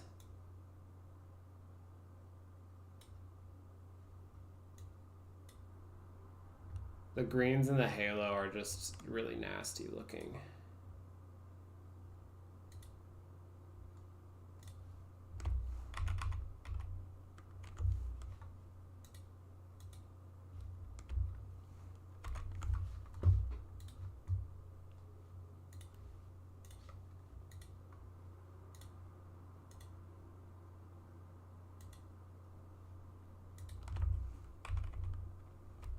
That's nicer.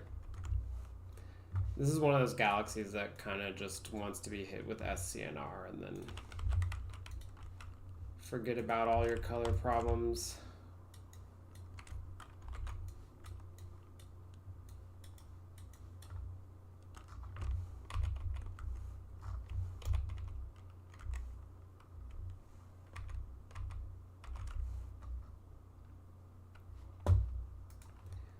Alright, a couple of other cosmetic things need to be fixed. That and... well, yeah, definitely this. Definitely that. Donut here. And a donut down here. Alright, that's all the cosmetics.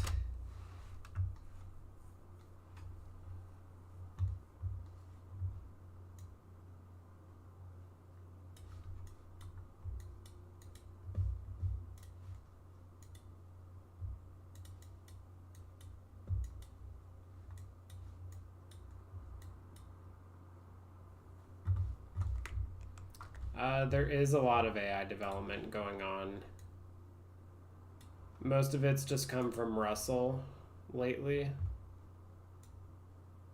Russell Croman. And his software is quite good.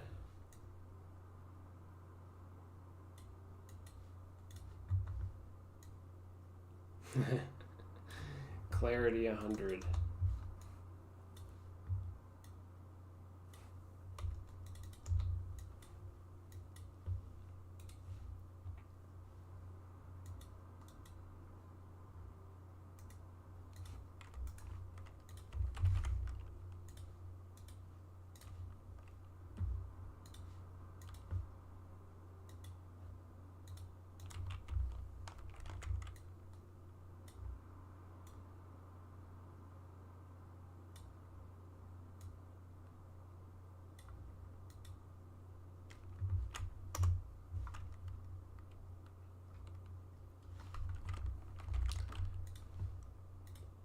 This image definitely does not need a lot.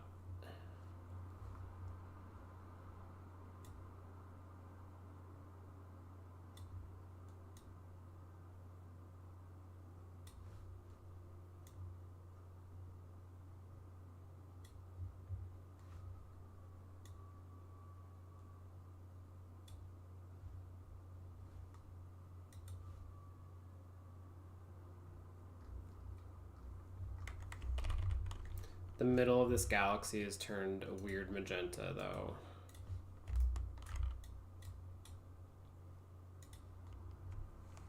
That's a bit better.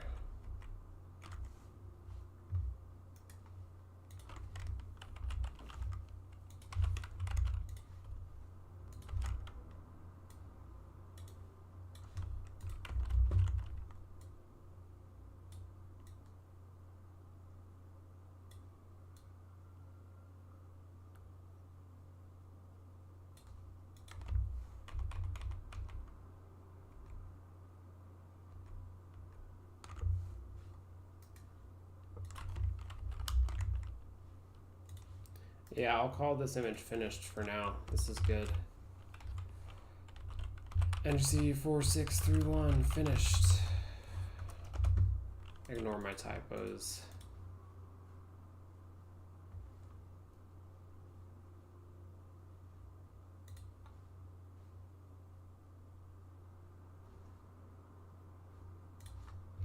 And we'll give it a downscale.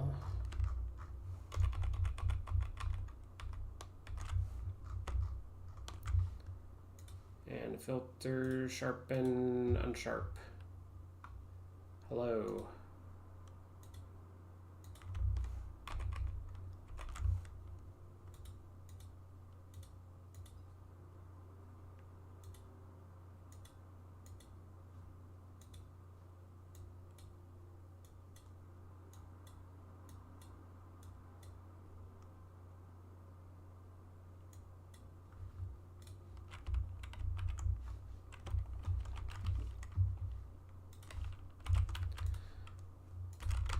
The halo is getting a little crunched by the sharpening. I'm just going to restrict it to the galaxy.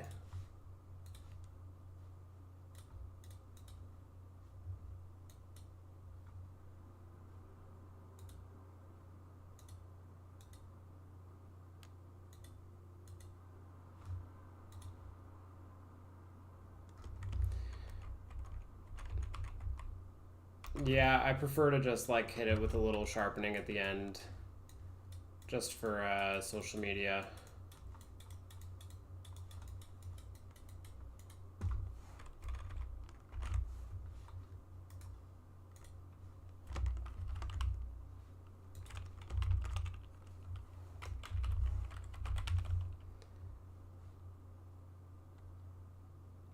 Thank you, Artie.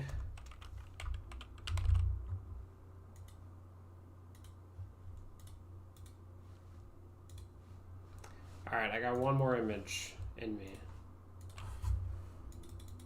We'll see what it is. I think it's the weird... I have like an ARP object here to look at next.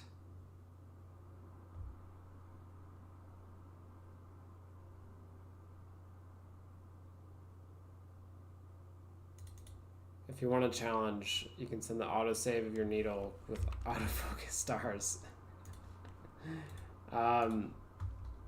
Maybe for another time.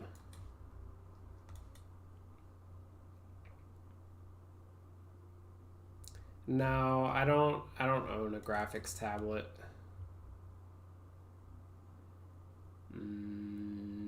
Let's see, I think this is 4556. No.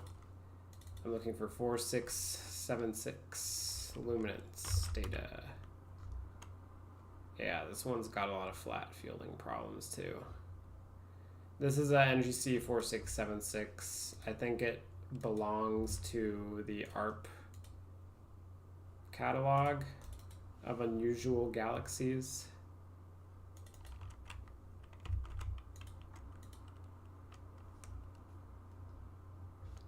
One of these channels had some clipping going on. I think this is okay.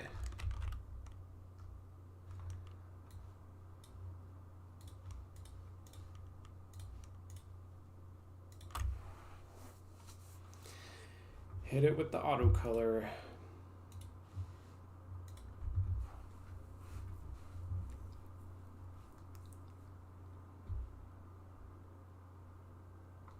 No, I don't have enough money for a CDK20. See Astrodrift. Anyways, this is another cool ARP on Astrobin. There's lots of neat ARP galaxies.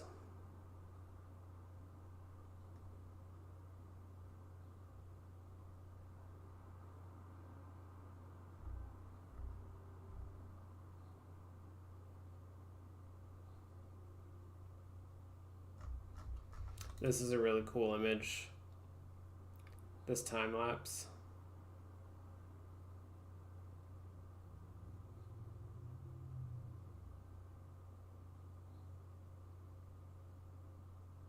Absolutely nutty.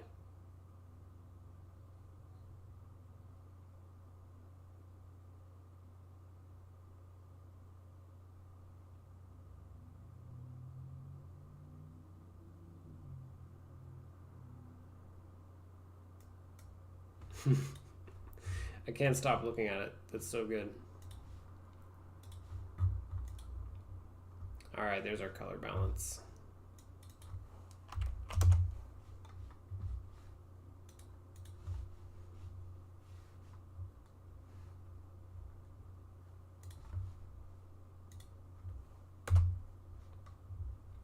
Yeah, this is by far the best M1 time lapse.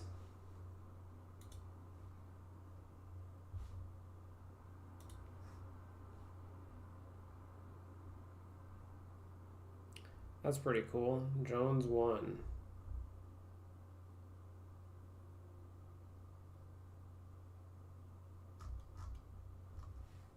Pretty cool. He's got some nice long focal length images. Homemade Newtonian. A DIYer. Very respectful.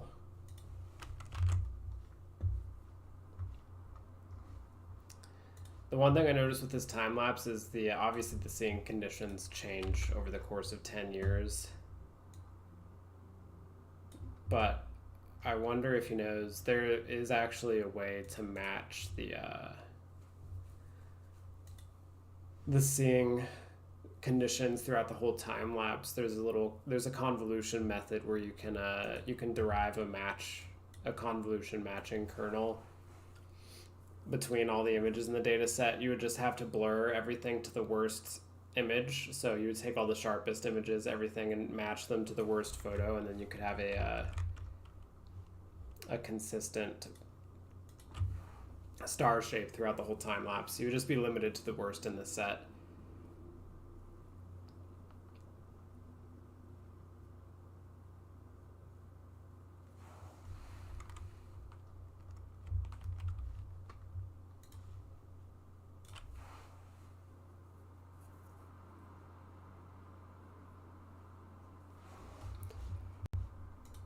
But yeah, this guy's got some really interesting images. Definitely the best one I've seen. It's kind of like one of those things where the best day to plant a tree is 10 years ago and the next best day is yesterday. It's one of those kind of moments. Oh, this is really cool. I really like I really like that.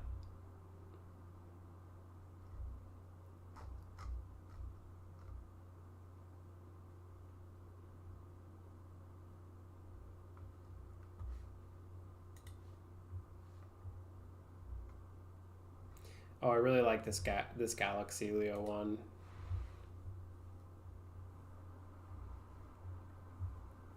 Really crazy galaxy.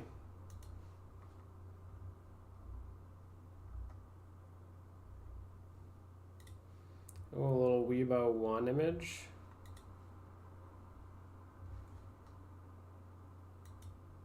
I really need to shoot Weibo 1 still.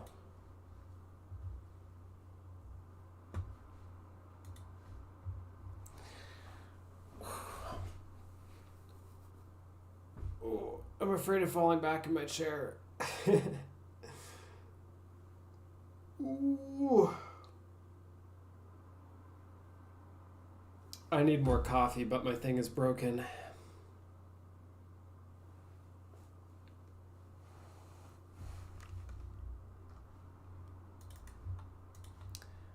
All right, we're blur-xed and color calibrated.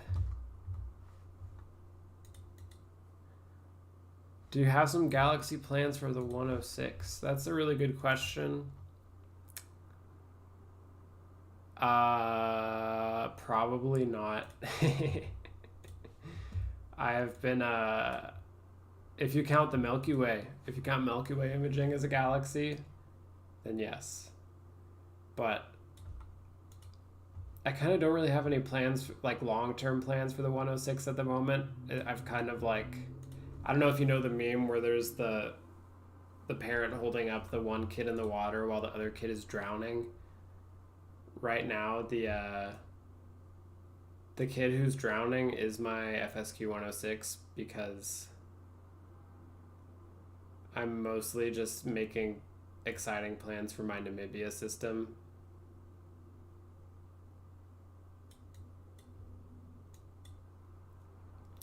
I might just end up like doing a bunch of oxygen mosaicing.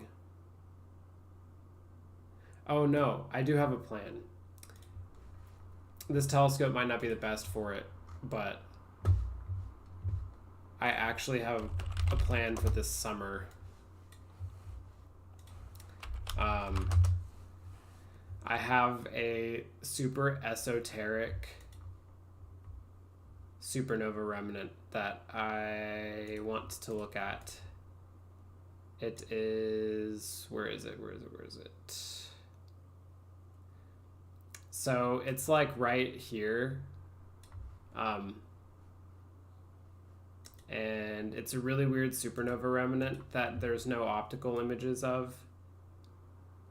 And it looks really nutty. So I'm probably just gonna run this. I think. I don't really want M17 to be in the photo. But I'm gonna spend a lot of time on it this summer, probably.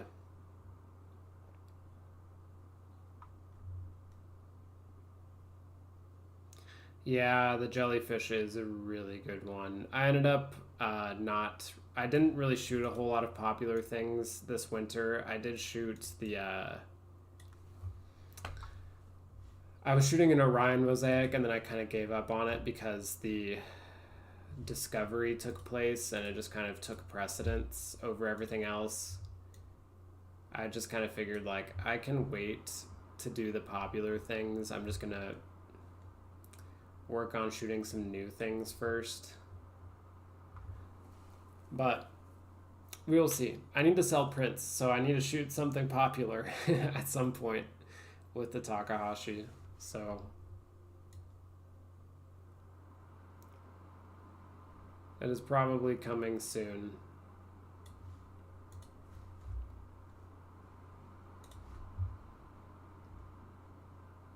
After I image whatever the that supernova remnant is. Although I might try and hunt down someone with a bigger scope to collab with on it.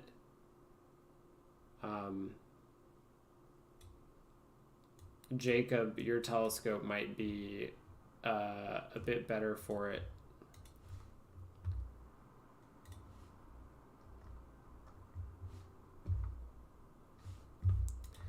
Let me see if I can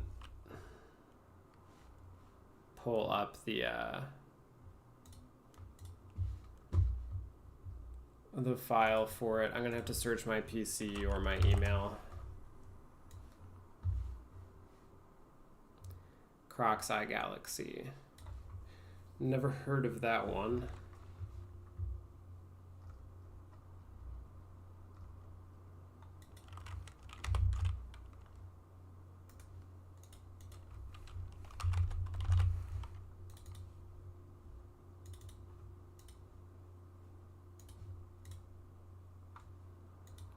Oh, Messier 94.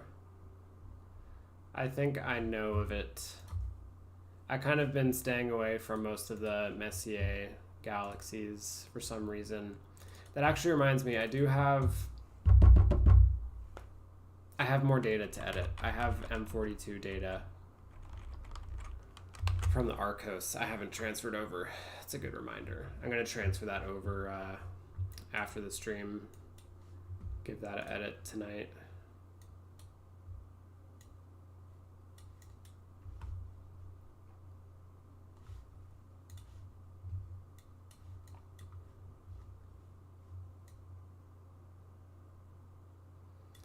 This has like really bad chromatic aberration. 100 hours of Markarian's chain. Jiminy Christmas.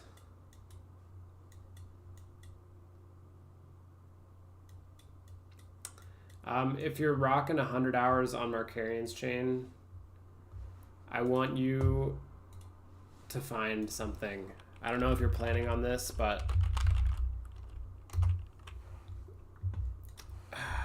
I think his M86, yeah, Mark Hansen's M86 photo has a very deep hydrogen alpha channel.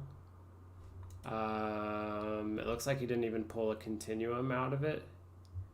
Yeah, can you shoot HA, because I've never seen anyone else shoot this before, and it looks pretty cool. 57 hours, 17-inch plane wave.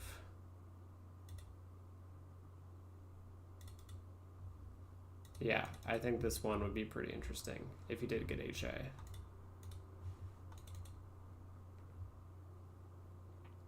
Oh, you've seen it already. Good. And let me know if you shoot O3 as well, because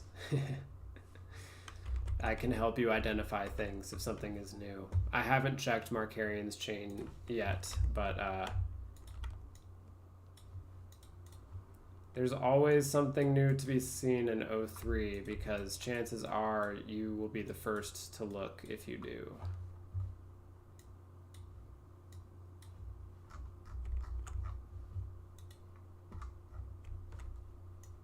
I've checked a lot of galaxies already, but not those.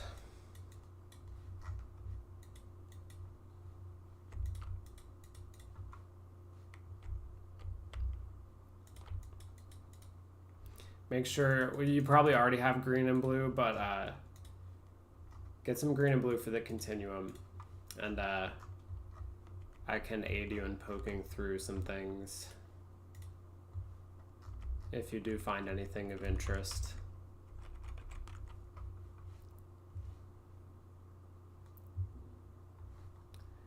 All right, it looks like I'm gonna have to search my email for this supernova remnant. Okay, here we go. So this is gonna be my deal coming this summer. Is this good old supernova remnant. And I don't know if I'm going to hit this up with the Namibia system or the SRO system. Probably the SRO system, because I'm going to be prioritizing mosaicing. But this is, these sprites are from a known supernova remnant.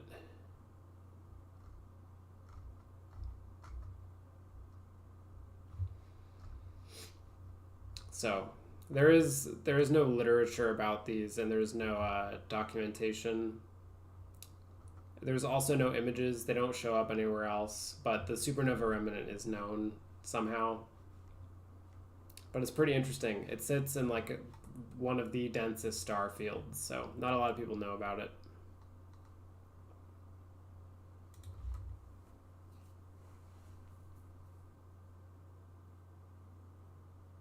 The Cheshire Cat Group. Which one is that?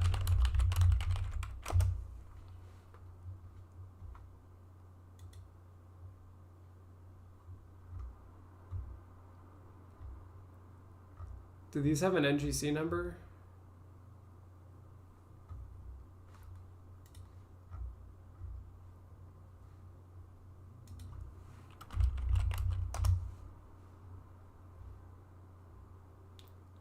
NGC 1407. Let's give it a look. Let's see what we can get. NGC 1407. I'm going to be missing this. It's in Eridanus. Yeah, I don't know. This one's out of my reach for now, just because of where it is. I'm not going to be shooting anything else this winter, probably, given the condition of the weather. But I don't know why this thing has like the worst chromatic aberration on the galaxy known to man. It's got to be like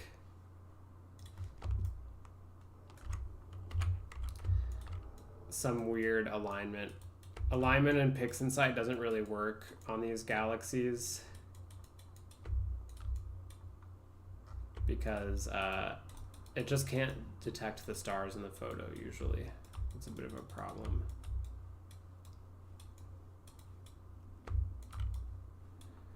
We'll just drop in some beige on these chromatic aberrated areas. Recover things back to the normal tone.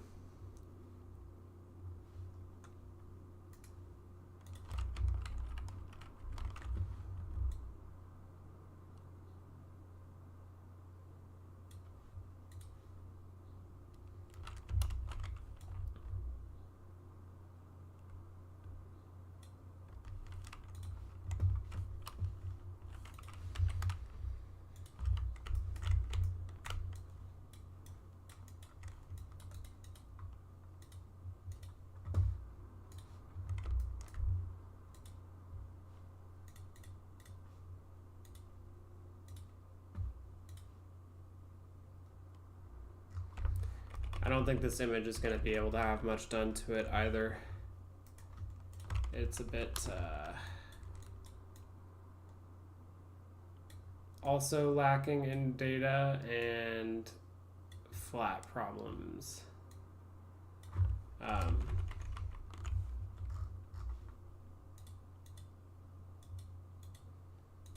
My girlfriend's calling me real quick. I'll be right back.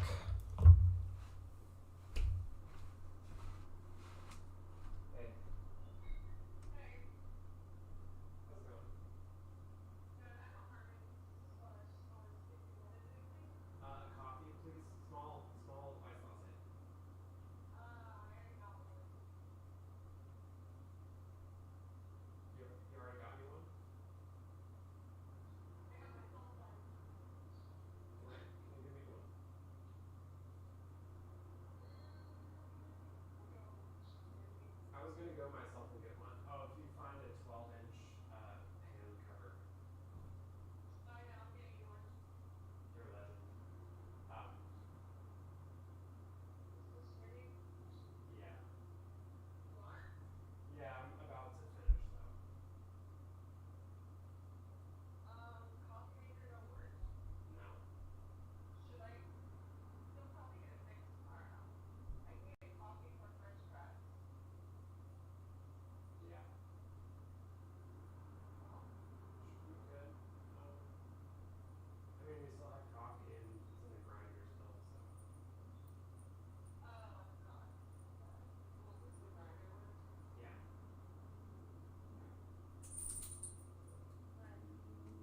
Love you. I might not get to eat another coffee. You won't? Probably not, no. Why not? Didn't you already have two today? No, I only had one. I just go back up there after I'm done shopping and get another coffee. Well, I'm gonna go drive there when I'm done, so. You can use the garage.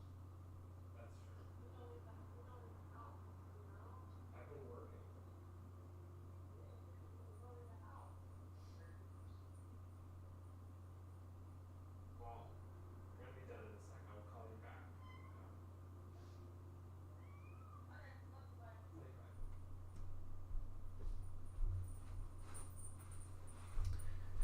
Ooh, I'm back. I don't know what galaxy this is. Looks like 4676.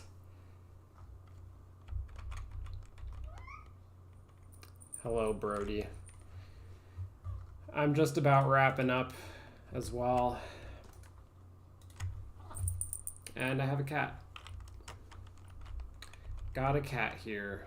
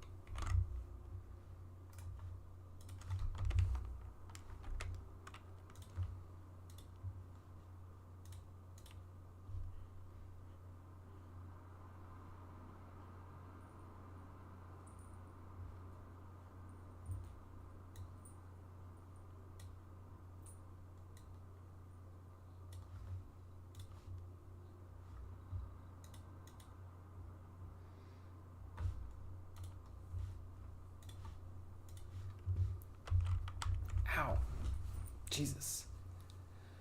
This cat does not know where to step. He does not realize that I have balls. Oh, okay. Just get on my shoulder, buddy. There you go.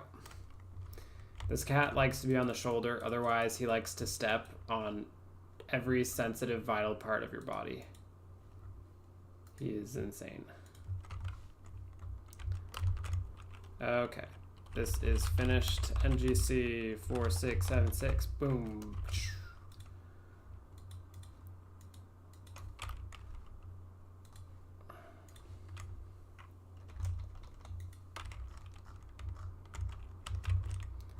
And this will be the JPEG version.